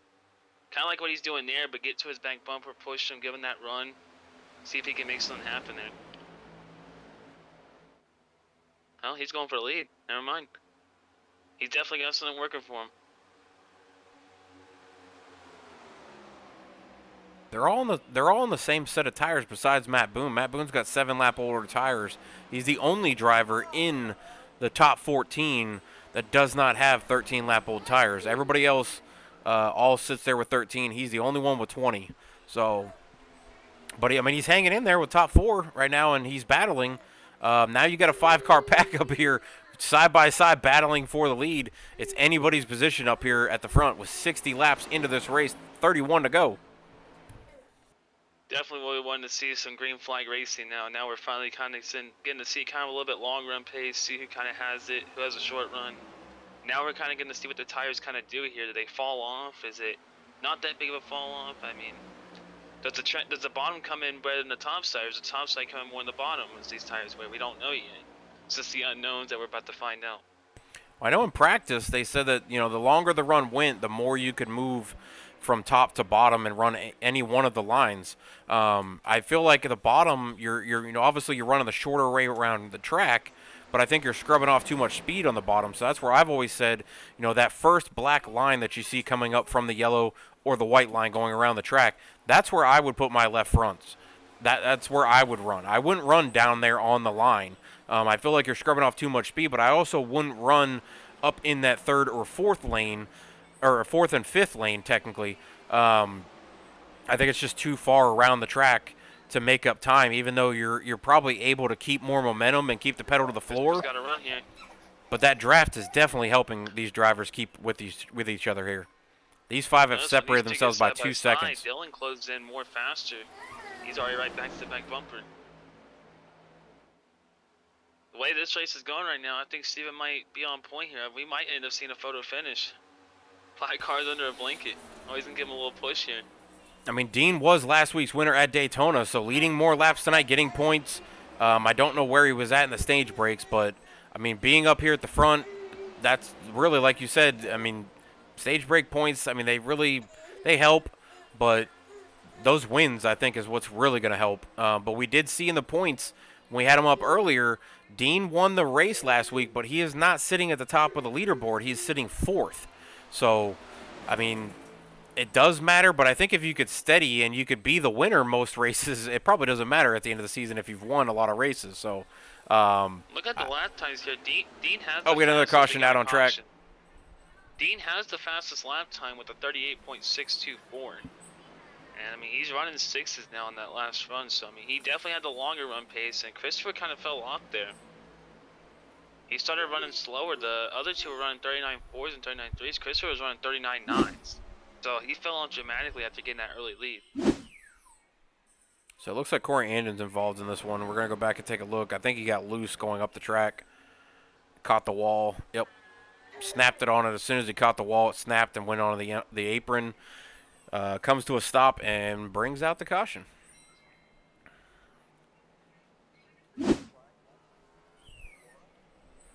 Well, but that's a new personal record for our green flag run tonight. Yeah, We would these definitely take that for sure. that was probably what, that was an 18 lap run, so We definitely got to learn a lot on that run, more than the first one. I think a lot of the drivers probably just learned a lot. Around more though. I see what the drivers are talking about. They were able to move around a little bit more there than they were on fresher tires. Well, Hunter, I don't know if you noticed the chat at all, but we got the one and only J-Paw out in the chat saying sounds good, guys. Appreciate you, Josh, out there in chat. Being a viewer tonight. Had a lot of cautions tonight, up to 10 right now at Michigan International Speedway. This track has been very slippery, very hard for some of these guys to get a handle on with these next-gen cars. They've been saying the track feels like ice on certain parts of the track. But we talked to a few different drivers, and some of them were saying, we're not sure why some guys are spinning out. It's loose, but if you let off and you use your brake a little bit, it doesn't get as loose. So some of the guys are taking advantage of that practice lap times that they did and got some skills and learned a lot during those practices. But some guys did not attend the practices, and they are not really up to par as far as the other guys who did use the practice.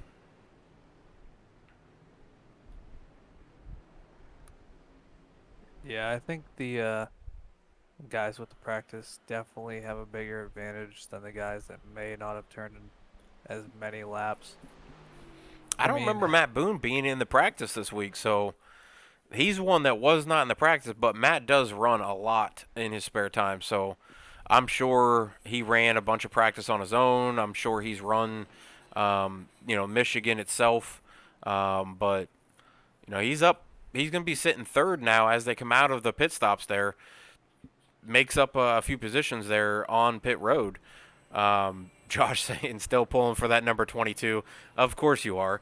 That number 22 is obviously designated specifically for Josh Arnold.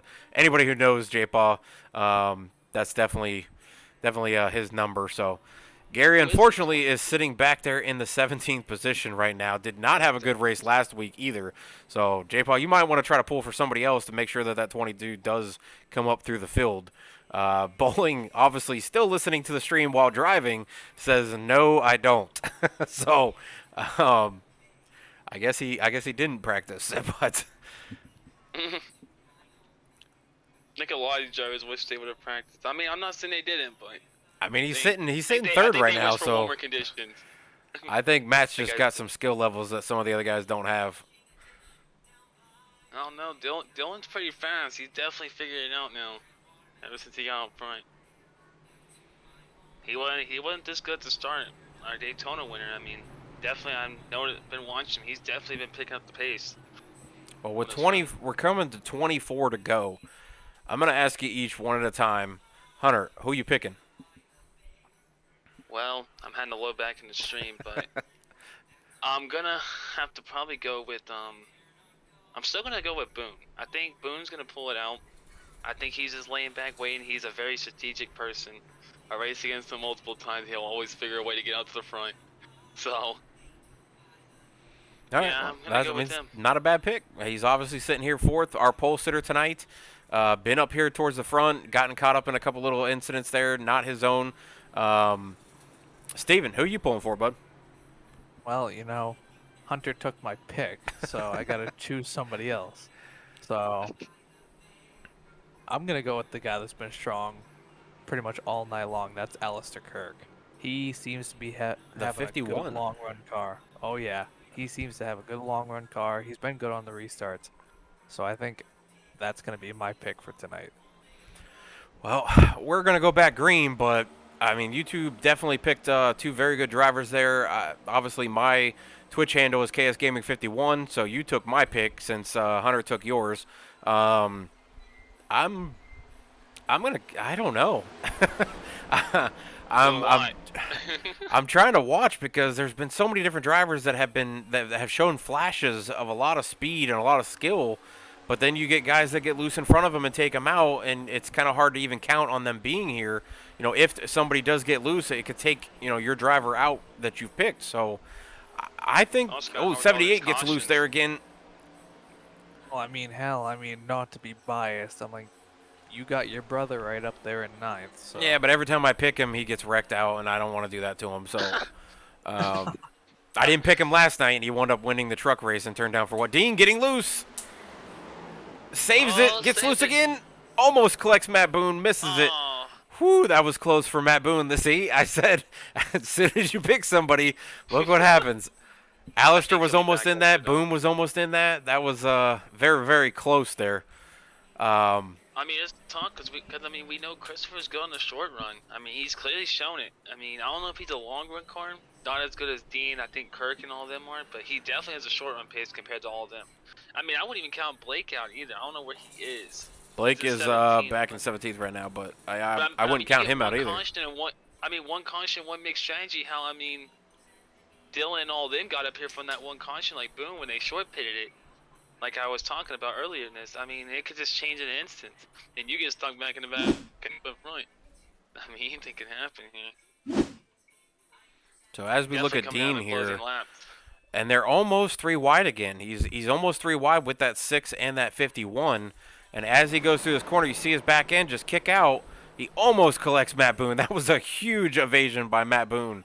The 56 able to slide it down on the apron, gets going again, but it does bring out the caution. But, I mean, again, almost 3 wide again, and the rear end of the middle car. Dean would have been the middle car in that 3 wide situation, and the rear end kicks out. So I don't know if... Notice, but Kirk has fixed that damage. It is clean.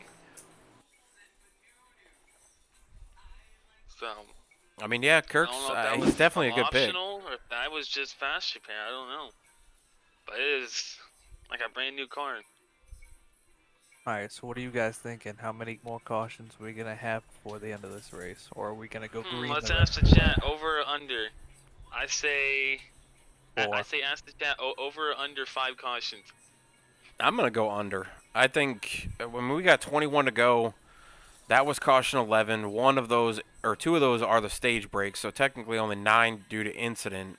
I don't know. I'm gonna go with 2 for the 21. I'm gonna think a long run and then maybe a short caution towards the end of the race. I say about 4. I think we're gonna get the green white checkered. For sure. That's what I'm thinking. Like, I think we're gonna have a long run here, and then maybe a caution before we get to about 18 laps again. Like I said, 21 to go, and then maybe a wreck under green white caution or green white checkered. I mean, so I think it's possible. But yeah, let's try to grab somebody here. Let's grab Grab Kurt.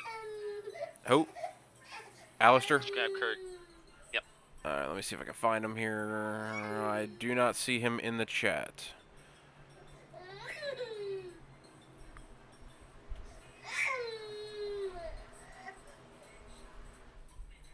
Let me grab Dylan since he's sitting up here on the front row. Dylan, you got a copy, buddy? Yes, sir. Hey, Dylan, we're up here in the booth watching this race. You guys are slipping and sliding everywhere, trying to avoid different incidents here, but you're up here on the front row. You know, you started towards the back here, but we've got you moving up. Actually, never mind. Sorry, you started P6, so moved up up 4 positions. You're now on 1 to green as you guys go around here. What's your strategy for the last 20 laps, and do you think the cautions are done? You know what they always say, cautions breed cautions. But my strategy is just to be smooth. Especially when you have fresher tires, you're gonna be a little loose on entry and exit. So just try to be on throttle, maybe off throttle as well is gonna be a big key in keeping your wheels as straight as you can. Just don't force the issue like a lot of people have done earlier in the race, and just try to pick and choose where I can pass and make up ground. All right, well, yeah, it's going to be coming to 19 to go. We wish you luck, bud, up here on the front row. So as long as you don't spin yourself, you shouldn't be caught up in some of these incidents. But there's been multiple guys going out of turn 4 that have gotten loose. So try to stay on track and stay smooth, like you said, and we'll see if you're in the podium at the end of the night to talk with us. All right, thanks, man. Yep, I'm gonna send you back to you were in 1776 Motorsports, correct? Yes, sir. All right, good luck. Thanks. I hope you didn't jinx them. You've I been don't- saying everybody's been doing good. Been down in the lead. I know. Hopefully you did not jinx. Well, I mean, Blake It was got fun. loose earlier. Greg Wood got loose earlier, both from the lead. And we've seen multiple other guys get loose. But, I mean, looking at the top 10 right now, I mean, you still have Matt Boone in there. Dylan McDonald's here. Alistair Kirk, your pick. Steven. Matt Boone, your pick. Hunter. Shad's still in there in the top 10. Greg Wood, who was Greg Wood. outside Yeah, the top. He's crawled his way back up Yeah, there. he's back up here after getting caught up in an incident. Christopher Christopher, Pendell, who like got I said. loose and had that magical He- save that you saw, he's back up here. There's a lot of good Like I drivers said, up here. He has that short run pace. Definitely one to hold himself for in the restart. Long run, I don't think he does. So picking on the green white checker, I think Christopher might be the one to go. I think Boone's waiting for that really, really, really long run. I think that's what he's kind of hoping for. Kind of get the tires heated up. I think we're 3 wide for second. We are.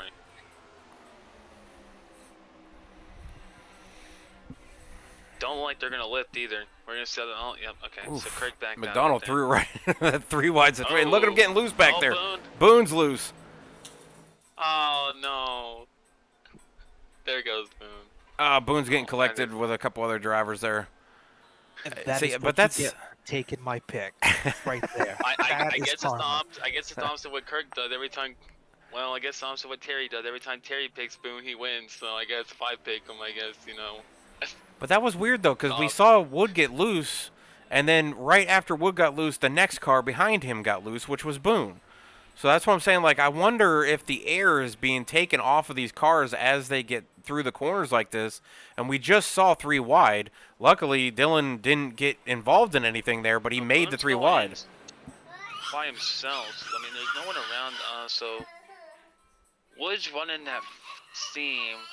I think Boone just tried to drive it down too far. Oh, it looks like the 31. Who is that? Kevin got loose as well the same time. Yeah, that's what collected Boone right there. Kevin got loose, and I think Shad. Oh my, he just barely missed it. Him and the 21 of Denny barely missed that. As we back up here, you'll see the 78 gets loose up on the top there in that blue and black car. Once he starts to get loose, then you see Boone really gets loose and turns it. And he tries to save it. Then another car comes down and collects Boone and throws him right up into the It wall. was Kevin. Was that Kevin? Kevin got loose in the same spot, yeah. Yeah, so right Gibney there. got loose right after Boone did, and it caught Boone's corner and just shot him up into the wall and collected the 94 and a couple others there. And Shad barely missed that as Boone came across the track. But, I mean, that's what I'm saying. Like, every time one car gets loose out in front of another set of cars, it's like multiples get loose at a time. So it's I don't weird. know if they overreact to it, or is it just, it might be air. I don't know what it is, but it's definitely interesting. It's definitely being a problem for these drivers.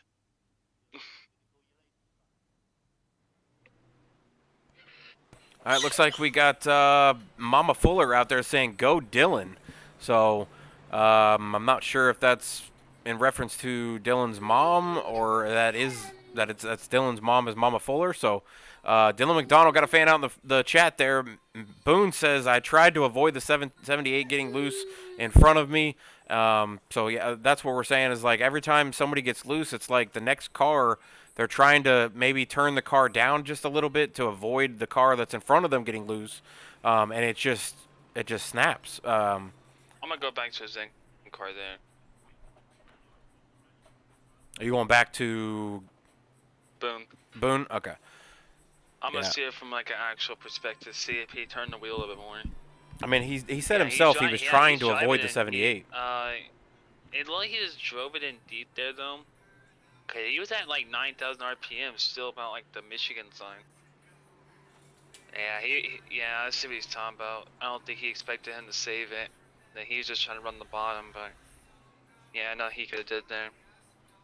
Obviously, the great job is saving it. But just accordion effect. Once one car gets loose, and it's just I mean, Boone saved it. you He know, was going to be fine, but the next like I car said, behind just him, accordion Kevin, effect. got loose, and when he got loose, he clipped Boone's right rear, and it just turned Boone right in front of the field and sent him right up I into the think wall. Boone is out of the race. Sadly, there goes my pick. Well, I didn't make a pick before, so I don't know who to pick. I think it's hard to pick. It's like trying to pick a needle on a haystack or picking a winner at Daytona or Talladega. Yeah, I mean, I don't think we're really jinxing guys, but it seems a little ironic that every time we pick somebody, they get spun out or get loose or something. The So wind has picked up here, and the temperature's dropped down to 69. So it's getting colder, but yeah, that's not what we want. I mean, Kirk's At least what taken. these He's drivers still in want. here in the top 4. You mentioned Shad and Blake. Blake's back in 10th. Shad's 15th. We got Alfred Denny, who we haven't talked about. He's up here in the top 5. Kind of came out of nowhere. I haven't even seen him up here. And John Guntgut's back there in Corey 7th as well. Corey Andon's up here as well. Yeah, that would be 2nd place from last week's Daytona race. So he's back up here. He's gotten loose a couple times. He's been in a couple different incidents. So see if he can make it out of here. So, and Dean's up to 11th. So we're gonna see how this plays out. I'm gonna try not to jinx anybody else, but I'm gonna go ahead and I'm gonna go with Greg. I'm gonna go with a 78. I don't think it's a good idea, but we'll find out. Well, that's. I mean, I can't not pick anybody. So they always start off good and something bad will happen. I mean, if Greg spins next, I ain't picking anybody else. Oh, they're 3 wide. They're not lifting there. I mean, we got 14 to go here at Michigan International Speedway for this HTL iRacing Greg hit League. the wall. And there goes Alistair. I think Greg hit the wall and it shaked everybody. Like you were saying, you pick a driver and something. All right, I'm not picking nobody else. I don't think any one of us is allowed to pick anybody because that was Alistair involved in that one. That was Steven's pick. So I think all of our picks Greg are got the wall, involved unless here. someone tagged somebody else, but Well, think Andon Greg's was in that got too, the and you wall. just talked about him. Yeah, he has right side damage, so let's say he got the wall. Let me see if I can find what you're talking about with Greg. So if I back it up here. So we're on Greg. As he comes out of the turn, he does catch the wall. I think the 94 came up just a little bit. I think he tried to avoid the 78. Because the 78, when he clipped the wall, it slowed him down compared to everybody else getting that speed out of the corner. So let me see if I can get back to Andon and see what maybe he saw here. Andon really had no room. I think he was trying. Yeah, he checked up for Kirk, and then didn't realize Greg was there. Yeah, nowhere really for him to really go. You can see that slight little bobble he made when he saw Kirk was down there. He turned the wheel right. You can see the car move, and then look at a little net code there. Yeah, there's bobbling. I mean, Kirk bobbled, Andon bobbled up a little bit, and that's what with the 78 hitting the wall at the same time, it threw the 78 off the wall a little bit, which came down into the 94, which then sent the 51. So, yeah, that's unfortunate, but that's some more drivers we picked, and I'm not picking anybody else. But it's definitely a good record of wins for Alfred. So. Yeah, still sitting P4.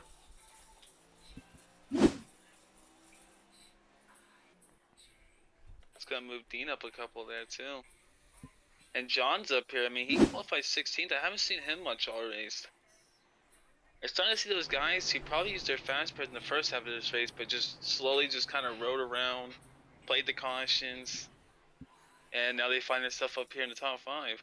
Or at least Well, the I top will 10. say this: the guy that I usually have been rooting for the last race, and I usually root for him on Saturdays. So if he goes back and watches this, he knows who I'm talking about. I usually pick him in Saturday's race over in the ARCS League, but he is in both series. He's racing tonight and he's racing Saturday nights. So I'm going to say that's who I'm going to be rooting for the rest of the race. So if that person goes back and rewatches the stream, he'll know that I'm rooting for him for the last 12 laps.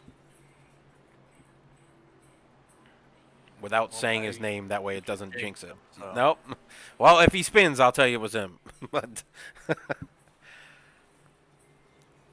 I will say Mama Fuller may be onto something. What guy said? I don't care. I'm still going with Kirk. I believe in him. Well, he is sitting back in 17th now, and I believe he has one lap down. So there's still a chance, I guess. That was 2 cautions. I did say 2. First one a lap down, he can still get his lap back and go through the field and pass I everybody. think we're getting 4. I don't think we're getting over 5, but we're gonna get to that close to that limit. And we're coming about 10 laps to go, so I mean, we might get over 5. We know how these one-lap shootouts usually go. Yeah, I think it's just a combination of the guys not practicing. Like Blake said earlier when we brought him into the booth, just some guys did not take advantage of practicing, didn't run practice laps on their own, didn't get used to the next-gen car itself. Some guys may be used to running trucks or Xfinity or the regular Cup, or the old Cup cars on this track where, it's a different feeling, different handling in the next-gen car.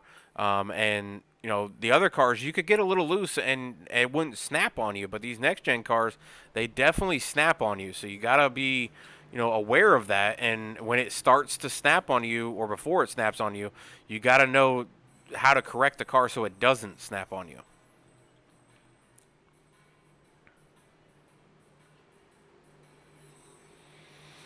But we're going to come to 10 to go in this race. Dylan McDonald leading the field. Mark Parker sitting second. He was the winner in the practice session that they had earlier in the week. Greg Wood sitting third. He did start on the front row there. Alfred Denny sitting fourth, up 7 positions. John Gutkuntz up to fifth. If a Ford's gonna get their first win, it's gonna come from the second row. No, it's gonna come from Blake in like the third and the fourth. But if not, it's all Chevys. You're not allowed to change picks. I'm just saying about the fourth. It's a bunch of Chevys up here. We are going through turn 1 and 2, and it looks like Dylan's going to lead him through the corner. Mark Parker is down there on that second groove. Greg Wood down there on the bottom lane, coming up in front of the 53, makes it work. The rest of the field starting to get single filed out. Shad, though, back there in 10th, up 10 positions. He was who you said earlier I should pick because that should be my ultimate pick, but like I said, every time I pick him, he crashes, so I didn't pick him. I didn't pick him last night, turned down for what's race, and he won. So. Oh, the 53's loose. Oh, and he takes out another guy. It's Angel Santiago going through. I think they're good. I don't think so. One's in pit Santiago road. went through pit road, so he's going to be black flag for that one. Sadly. I feel like he shouldn't be black flag for that. I mean, he kind of got forced down there, but. He might be calling for it to be clear. Oh, another car. Oh. Is that Parker saving it? I think they might be good. It's Alfred. They do save it. They keep going. Alfred's still going. He's on the apron going through 3 and 4. Parker's trying to pick up speed again as he goes into 3 and 4. I don't know. Here comes Blake, though. I mean, Blake and Dean coming up through the field. Dylan's out to a good lead, though. Almost a second. 8 laps to go.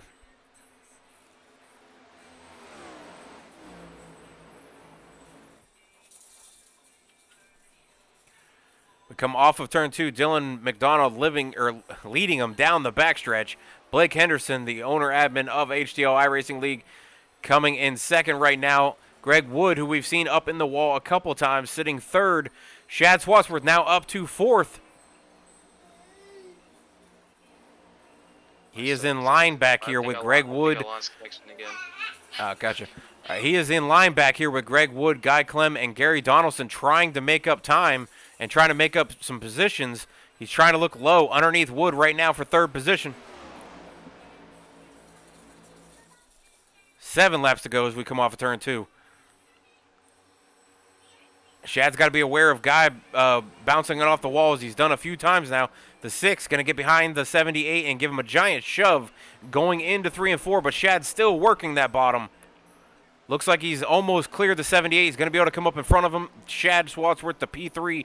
Blake Henderson still second. Dylan McDonald first. Guy Clem and Dean Clavitt sitting back here trying to make up speed and get to this pack. I think the 6 car is a lap down, actually. I don't see him on the board here. He's further down, so he's multiple laps down, sitting 19th, racing the leaders like this. The finish.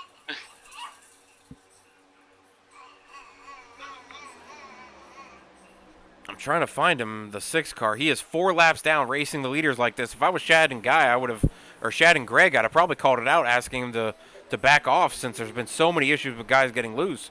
But I guess he's going to try to get his laps back. Dean Clavitt looking underneath Guy Clem as they come through the front stretch. Another caution out on track, 5 to go. And that one looks like it's the 51 of Alistair. Looks like this is exactly what we've been talking about. Looks like we're gonna have a green. Well, that white puts that checker. 4, so I'm around the marker now. I'm like, that's gonna put it into overtime, I believe.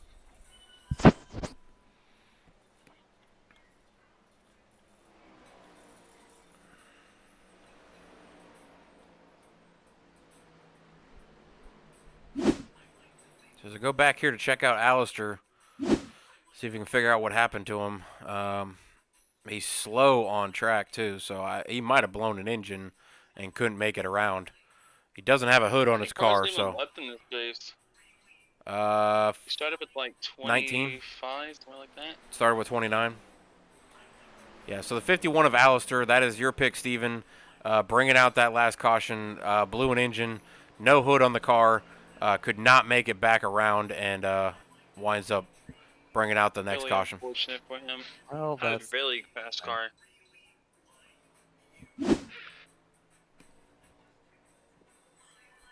all right. Shad Swatsworth for the win. Don't do that to him.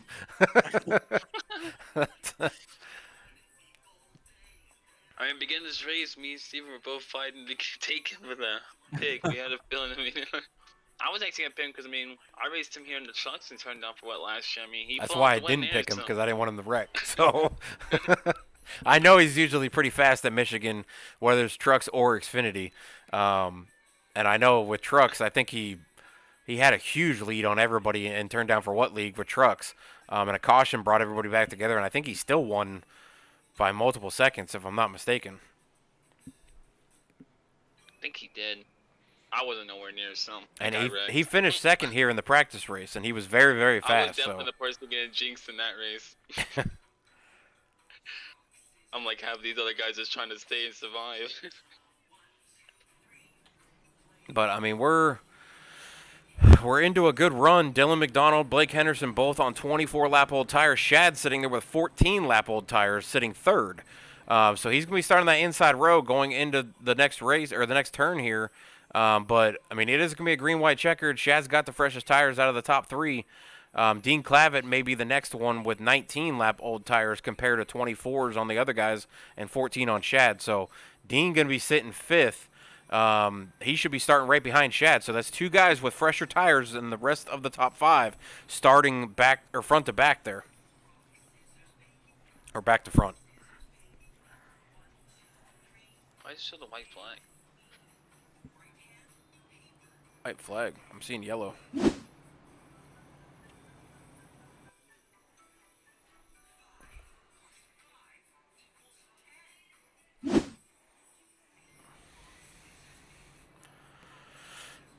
I don't know what you're seeing for a white flag. I'm seeing yellow, but I see a white flag with the yellow.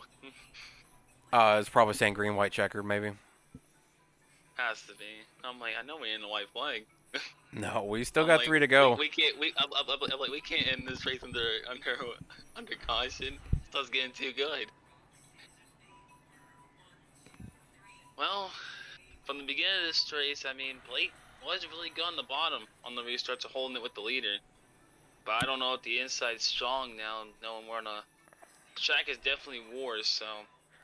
Yeah, Outside, I think Blake's it's sitting probably second got in him. points too, so this could be a good night for him. I don't remember where he was at in the stage breaks either, but I mean, finishing in the top 3, top 5, if he's able to do it, that's another good night for him. 2 races in a row. that makes up for Shad too if he can finish where he's at. He didn't have a very good race at Daytona, so both of them doing pretty good. Dylan McDonald sitting 10th in points. This could be a big night for him too. How many attempts do we have? Do we have unlimited or 3? Good question. I think it's 3. I think. Think But we're I do not only- want to jinx that. Hopefully, we don't get to that point. Let's hope we go to the end. I want to see the race to the end. I mean, you still got Greg Wood sitting there, P4 on the outside.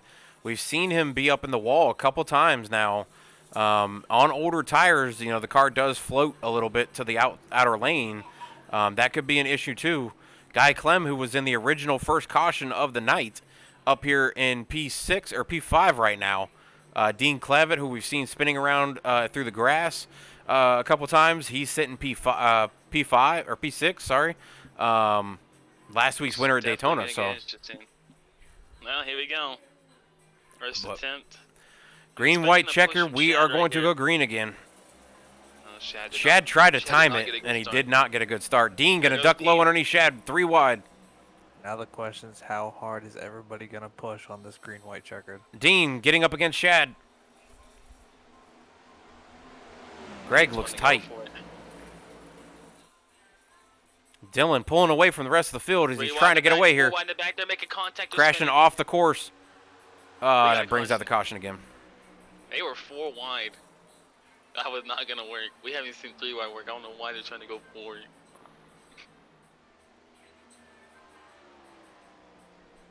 Not what Dylan wanted to see either. I think Dylan probably had that caution not come out. I don't know if, I think Blake has the car for him. He's gonna have to get clear of him off of 2. I think if Dylan clears him, I think Dylan's got him. But, I Yeah, mean, we see the Dean's making- 22, the 90. Who else is in this 4 wide pack I don't back know. here?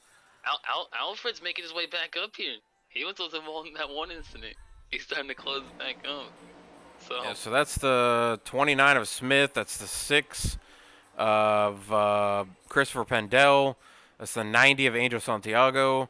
The 22 that Josh Arnold was rooting for earlier with Gary Donaldson.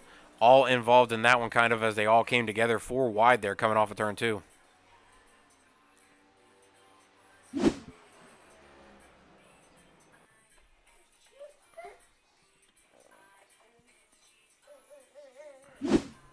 What do you think, Kurt? Is this gonna be the last one, or are we gonna have one more? I mean, I kind of hope it goes green and they can finish this out so that we can really see, you know, these guys battled out for the finish here. I don't want them to, I don't want to see it go green, white, checkered, and then the race ends under caution. I don't want to see that. So, I'd love to see these guys battled out under a green, white, checkered, maybe some hard racing, even door to door. You know, as they come to the finish line, you know, even if it's door banging, coming to the finish line, something like that. You know, I know there's been a lot of cautions, but I think the aggression, it has played a part in it for sure. I think some guys could have benefited from practice. Some guys, it might not have mattered. But I think I'd really love to see the green, white checker go green and, you know, this come down to these guys battling it out as they're coming across the finish line. well, Kurt, should we bring your brother up here? See what his thoughts are on the green, white checkered? I'll bring him up here, but I'll have to tell him to keep it PG real quick. So, yeah, let me grab him and see what I can do here. Shad, you got a copy of this of Swats and Hunter in the booth with Steven as well. What up? All right, you're sitting P3 or P5 now. You were P3 on that restart, but Dean gave you a good bit of side draft going into the corner there, and it kind of slowed you up a little bit. What's your expectation for this green, white checker, the second one that you guys are having? I don't think we're done wrecking, honestly. 78's pretty aggressive. I wouldn't be surprised if he's the cause of it, but hopefully I can make a clear on exit of 2, get up high, and with these fresh tires, maybe be able to make it back up to the top 3. Other than that, after this wreck fest, I'll take a top 5. I mean, you are one of the drivers with the freshest tires in the top 5, 18 lap old tires. The rest of the people in front of you are on 23 or older, up to 29. So, You definitely have the freshest tires in that top 5 group. We could see you try to make a run before it hits green. I've noticed a couple guys laying off of each other and trying to get runs before it goes green. Dean got a pretty good run on you that time and took it 3 wide before you went into turn 1. So you're going to be starting on the bottom right where Dean started. So you're going to try to get a run going into turn 1 like Dean did and try to make a move on these guys, or are you going to wait to see if somebody crashes out in the front row? Actually, it's telling me to start on the outside for some reason, so I'll take that. Feel like the outside is definitely where you want to be. So hopefully I can make it back up to a top 3 if these guys get a wrecking. All right. I got a question for you, Shad. So has the bottom went away in this long run, or is the top just more dominant now compared to the start of the race? No, I like the long run on the bottom. Just on these restarts, the bottom's not where you want to be. So it's not as good as it was at the start. No. All right. Nice Well, to To check win it this covered. thing, Shad, you are my pick. You better win this damn thing. Yeah, we'll see. I still got a you're little bit of actually like his damage that I couldn't get fourth fixed. pick, but You keep your mouth everybody shut we've over been there. picking has He's been my wrecking. pick. So I try to not pick you and try to have nobody picking you, but Steven decided to pick you with 10 laps to go. So good luck on the rest of the race, and hopefully we'll see you here at the end of the race in the podium. Yeah, buddy. Alright, so I mean, my hypothesis is true. I mean, the bottom is not as good as on the restarts. Cause I noticed Blake was not that strong on the bottom as he was at the start of the run, so that's why I was curious. Well, It's as good Dylan's as the it lead was. car, so he took the outside lane. Oh, he did not get a good restart. Yeah, he did not get going, which is going to hinder It- Dean and Shad, but it actually stacks them all up. So it doesn't allow anybody to Blake get a is big getting one run. shot. This should It's actually one help the shot. outside line as you see Dylan just propel out there. Greg Wood taking it almost 3 wide there with Dean and Blake. Blake's gonna have a big push here from Dean. Does he do something with it? Oh, it's too much of a push almost. He's gonna take the opportunity. Kid gives him a little nudge here. No, he got a good rotation. If we No, take no, the no, white no, flag, White it's over. flag. No, stay green, stay green. Alright, they keep out the racetrack. All right, final lap, HTL iRacing League tonight. Next gens, top 5, top 6 are all bunched up. Who's gonna make the move? Shad in the 78 almost come together. 78 gets loose. Shad's coming up to 4th. Dylan making a move on the outside. Oh, they're Blake blocking. throwing blocks, looking like They're Joey blocking. Logano coming down the backstretch of Michigan International I Speedway. wouldn't count Dean out of this yet. I wouldn't count anybody outside of the top 2. These 2 are going to come to the line. We're going to Told maybe you see it's that door photo banging. finish. I told you, photo Oh. finish. Blake's got the inside line as they come off of turn 4. Hit him, Blake's coming up to hit. hit him, hit him. Dylan's going to Oh, get yeah. there. Oh, he got it. And Blake What a turns finish. Dylan as they come across the finish line. That is going to be That was Dylan great. McDonald for the victory. Blake Henderson 2 weeks in a row in the top 3. Dean Clavitt 2 weeks in a row in the top 3. Shad barely missing out on the podium, finishing 4th And tonight. so Dean and Blake switched positions from last week, Yeah. but Kurt, they still come up remember how second. we They just talked come in the up the beginning line. how it wasn't going to get closer than .06? Yeah, what was it? Hey, but I mean, that's a great 0.01. rebound by 0.01? Blake. though. I mean, he was- Oh, he wow. was the- I mean, it's a great rebound by Blake. I mean, he was back in the back of this whole last stage. I mean, he made that bottom work. He was the main driver I saw make the bottom work. Everybody else was kind of making the top work, so very impressed by that. I mean, great run by Dean, getting 3rd. He was up there, had a really good shot at winning. Dylan just came out of nowhere, though. Man fell off in the first half of this race, got back up there, and then ever since he got the lead, never let it go. So we'll take one more look at the finish line as they came across turn 4. Blake gets a major run off that middle line that he talked about before the race. Dylan still carrying the momentum on the outside, and Blake started coming to him, and he just beats him by the front fender of the wheel well, actually. And like Steven just said, we didn't think it could get any closer than the practice race when that was .06 between the top 3. This was .01, Steven said. So he definitely beat the practice win. But yeah, Dylan coming across victory, gets spun as they come across the finish line as Dean and Blake were dooring each other come to the finish line there. Dean's going to be your victor. What a fake on the backstretch, though, going all the way down and back to the top. I mean, he got to his outside. I'm very surprised by that, but Dylan just had a tremendous run, was not going to let it slip up. Took advantage of it. But we'll be right back as we get everybody in here.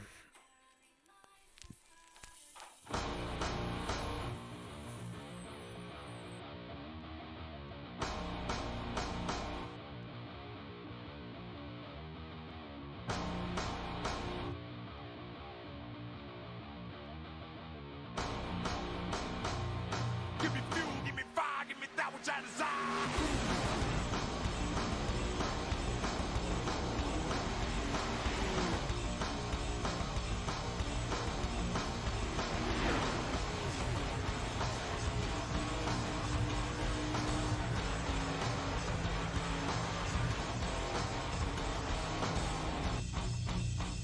Give me fuel, give me fire, give me that which I desire.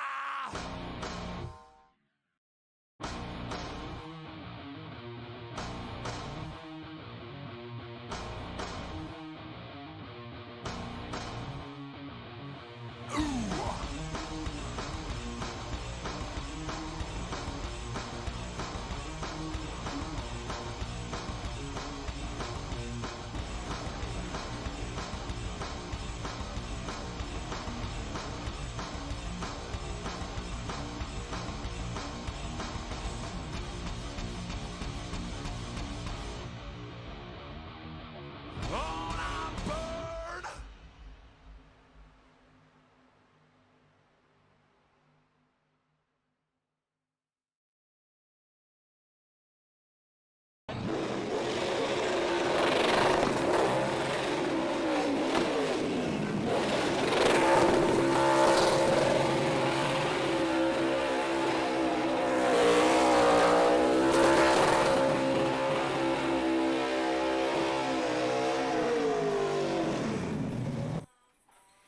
All right, and we are back in the burnout lane. Top 3 are coming to the booth. We're going to bring up third place first. Steven, do you want to go ahead and take Dean? Oh, yes, I will take Dean. All right, as we welcome the 56 of Dean Clavitt into the booth, last week's winner at Daytona, finishing third tonight. Steven, take it away.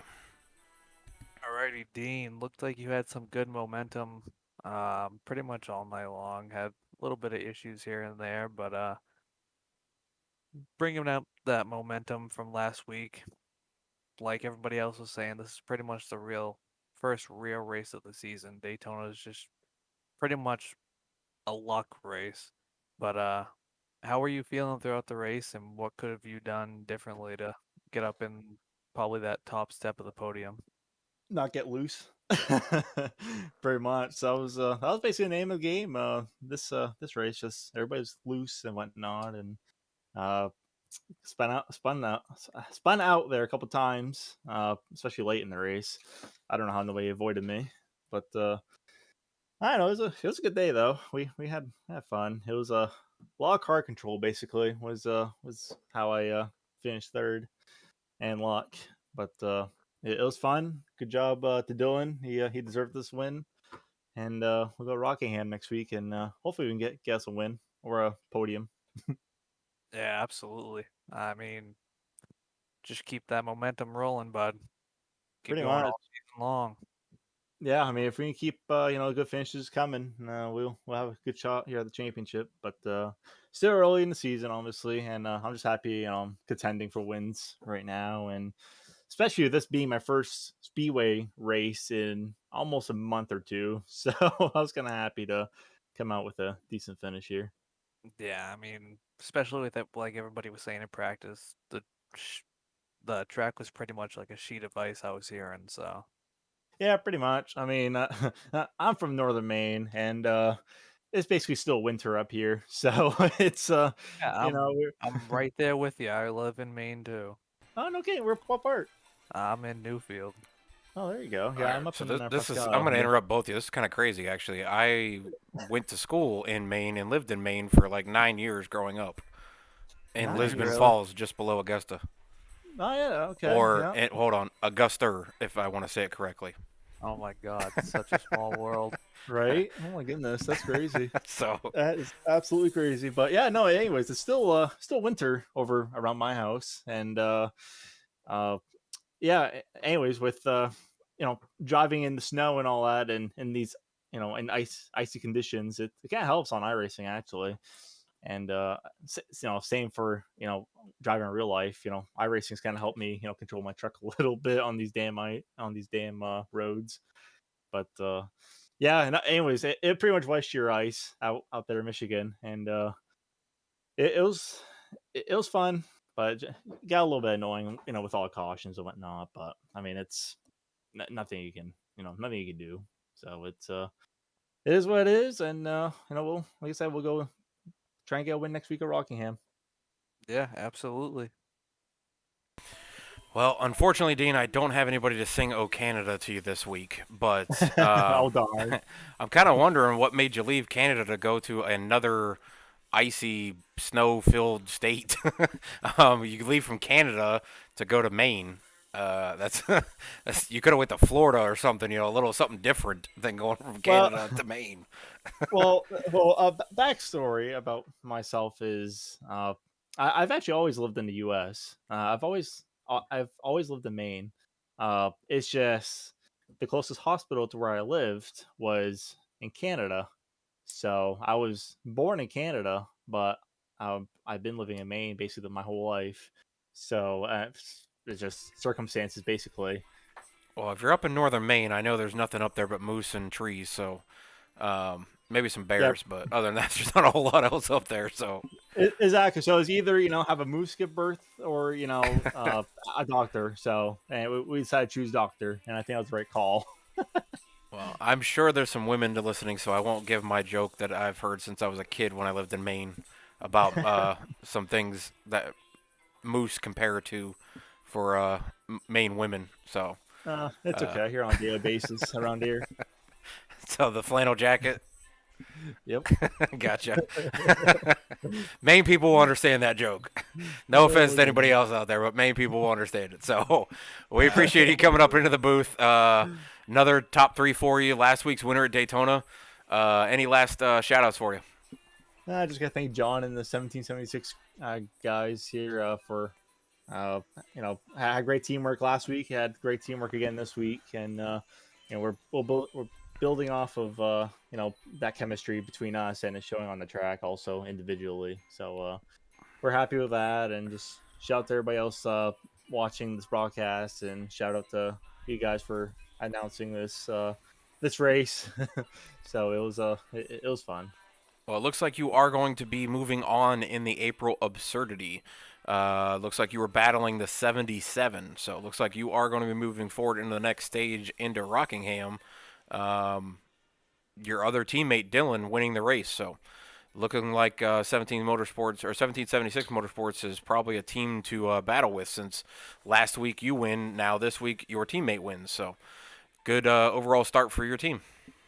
Absolutely. Well, you just gotta keep it up. Yep, we'll catch you maybe next week in the booth, or another one of your teammates up here. Hopefully. Thank you, guys. Yep, appreciate it. All right, Hunter, I'm going to bring up second place. That is Blake Henderson, the owner-admin of the series. He was battling tonight in the April Absurdity as well. The number 25 was facing off against, if I could find his number. Nope, he was facing 41. 15. So he's going to be moving on as well. So I'll bring Blake up now. Blake, you got a copy? Yep, I got you. All right, Hunter, take it away. Hey, so you had an up and down race. It was kind of like very treacherous out there. I know a lot of drivers had a handful. You had a few up and downs as well with the loose conditions. I watched you throughout this race. You were probably the main driver I saw running the bottom on most restarts that made it work. And just take me back through that a little bit, especially that last restart. I was really doing like, if you can get a good restart, you can get out front. You got out front. He did a little crossover on you. You got a little loose. What more could you have done that last lap? I don't know, man. I did all I could, really. I probably would have taken the top if I could going into 3, but I just wasn't sure if I was clear of him yet. I know he's behind me at one point, but I know he got to the side of me. The top line, in my opinion, was still the preferred line, but I mean, Dylan was just fast, man. You won that win, but Dylan earned it. He's probably the best car out there today.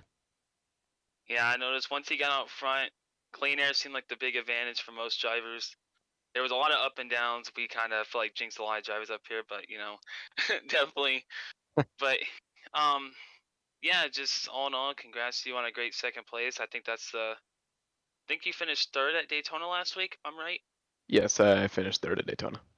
So that's 2 back-to-back top threes. So looking like good points, and stages were pretty good for you. So you ran up front, and maybe you could have hit him a little bit more. You thought about it.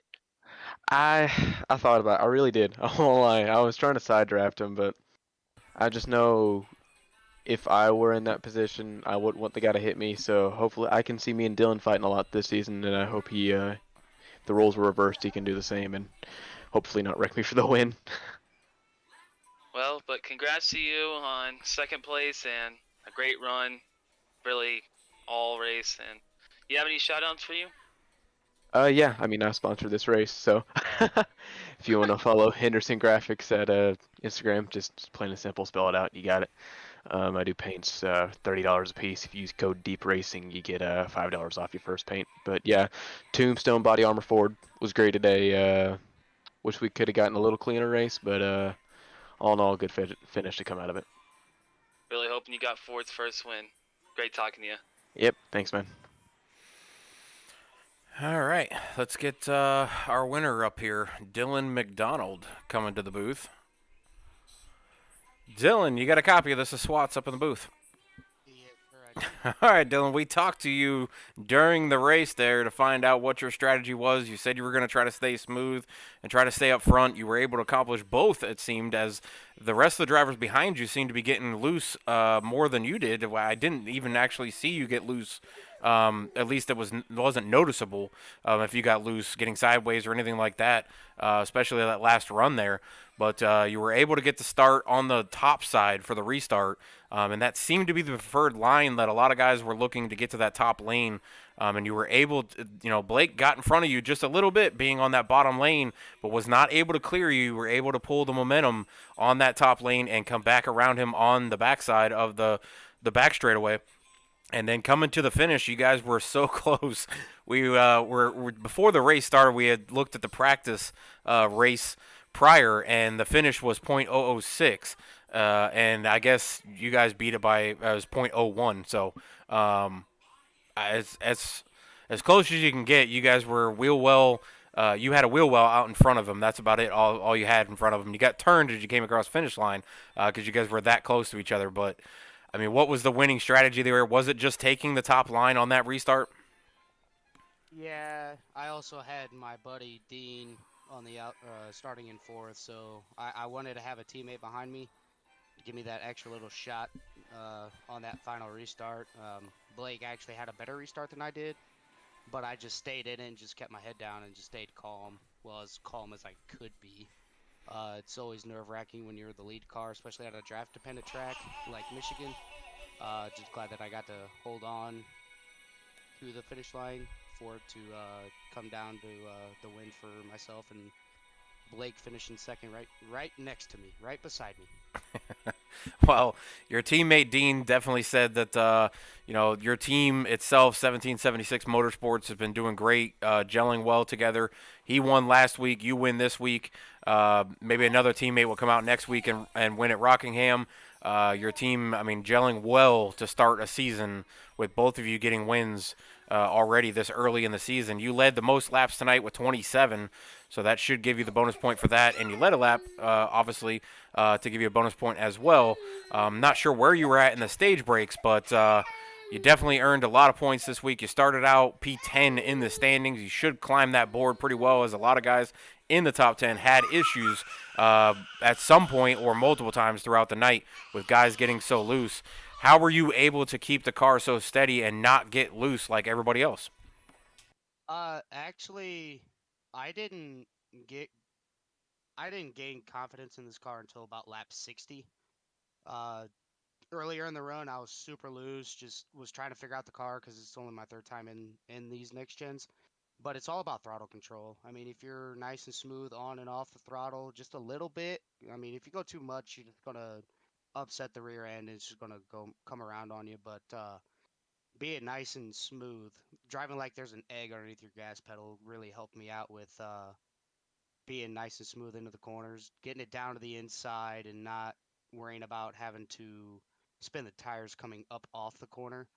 Um, but it just, I kept looking in my rearview mirror and I seen everybody getting loose, and I'm like, okay, this is my chance. I'm breaking away, and then a caution came out, and I just wanted to keep depicting the egg underneath my gas pedal, so that way I knew, okay, don't mash the gas, don't let out too much. It just be nice and smooth with everything, and it ended up working out in my favor. So very glad that it did. I did that and was able to come home with a win tonight. Well, Mama Fuller was out there rooting for you in the chat. I actually gave a pick, and now that the race is over, I can say it. Hunter and Steven heard me say I would not name you because every time we kept picking somebody as our pick for the race, the next lap they'd spin out and crash. So I didn't want to throw the name out there, but it was you. As the driver I also root for a lot on Saturday nights over in the ARCS League. So I'm glad you were able to bring it home tonight in Victory Lane. Moves you up through the points. I'm not sure what the point standings are going to look like, but I'm sure you gained a lot of points. I don't remember if you, well, maybe if you remember where you were at the end of the stage breaks, if you were able to get points for those stage breaks or not. Stage 1, I was 5th. In stage 2, I was 6th.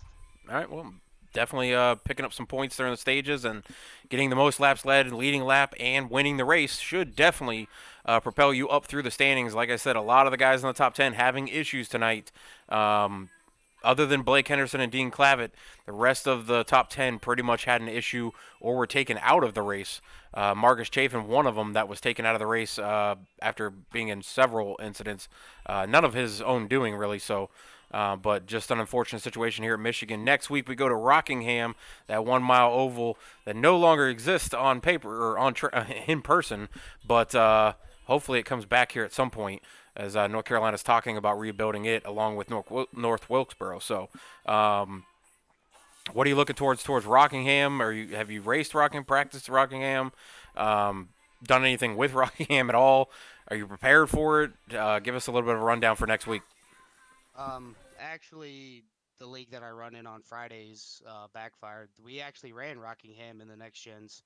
I, however, did not run it because I was at work. But talking to Wes Fuller, he's like it's plowing tight. You bottom out everywhere, and I mean Rockingham in general is just a really bumpy track. And um, I I just ran the 87 cars there, and I figured out how to run those there. So it's going to be a pretty big challenge, especially with the newer generation cars out at Rockingham. But hopefully, I can keep this momentum going and scrub out another top 3.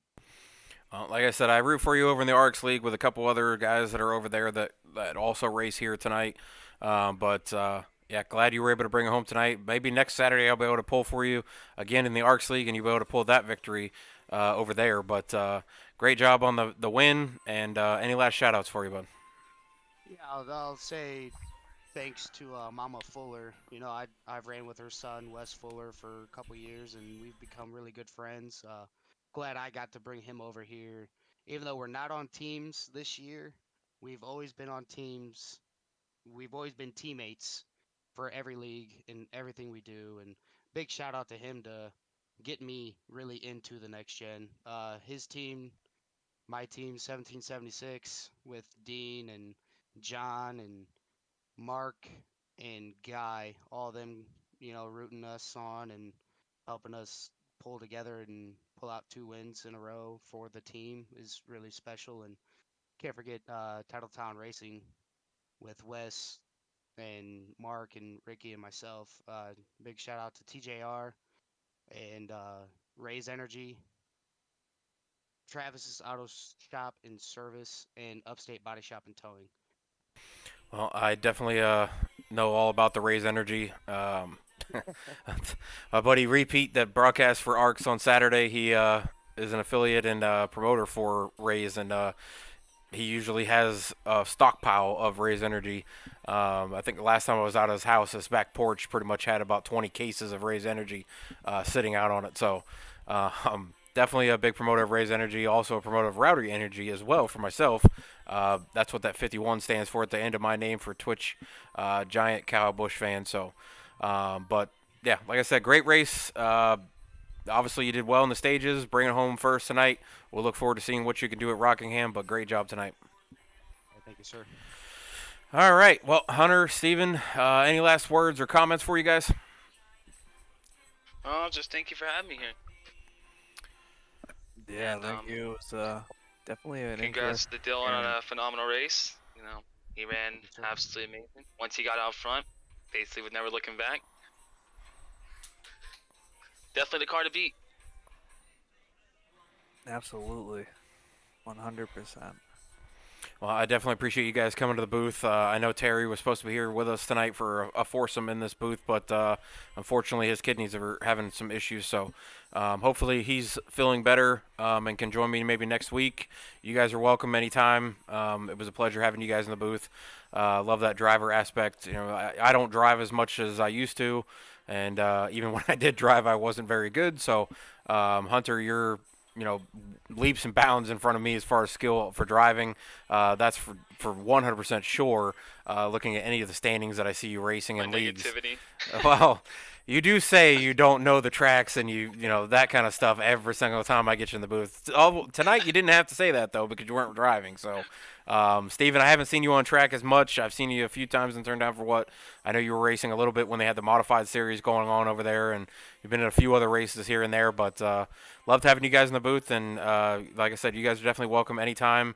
It's every Monday night, so if you guys are ever free on Monday nights, you're welcome to hit me up, and I'll get you in the booth and see who else we can have in the booth. I'm kind of rotating and figuring out who can join me each week, so there's always spots open in the booth with me.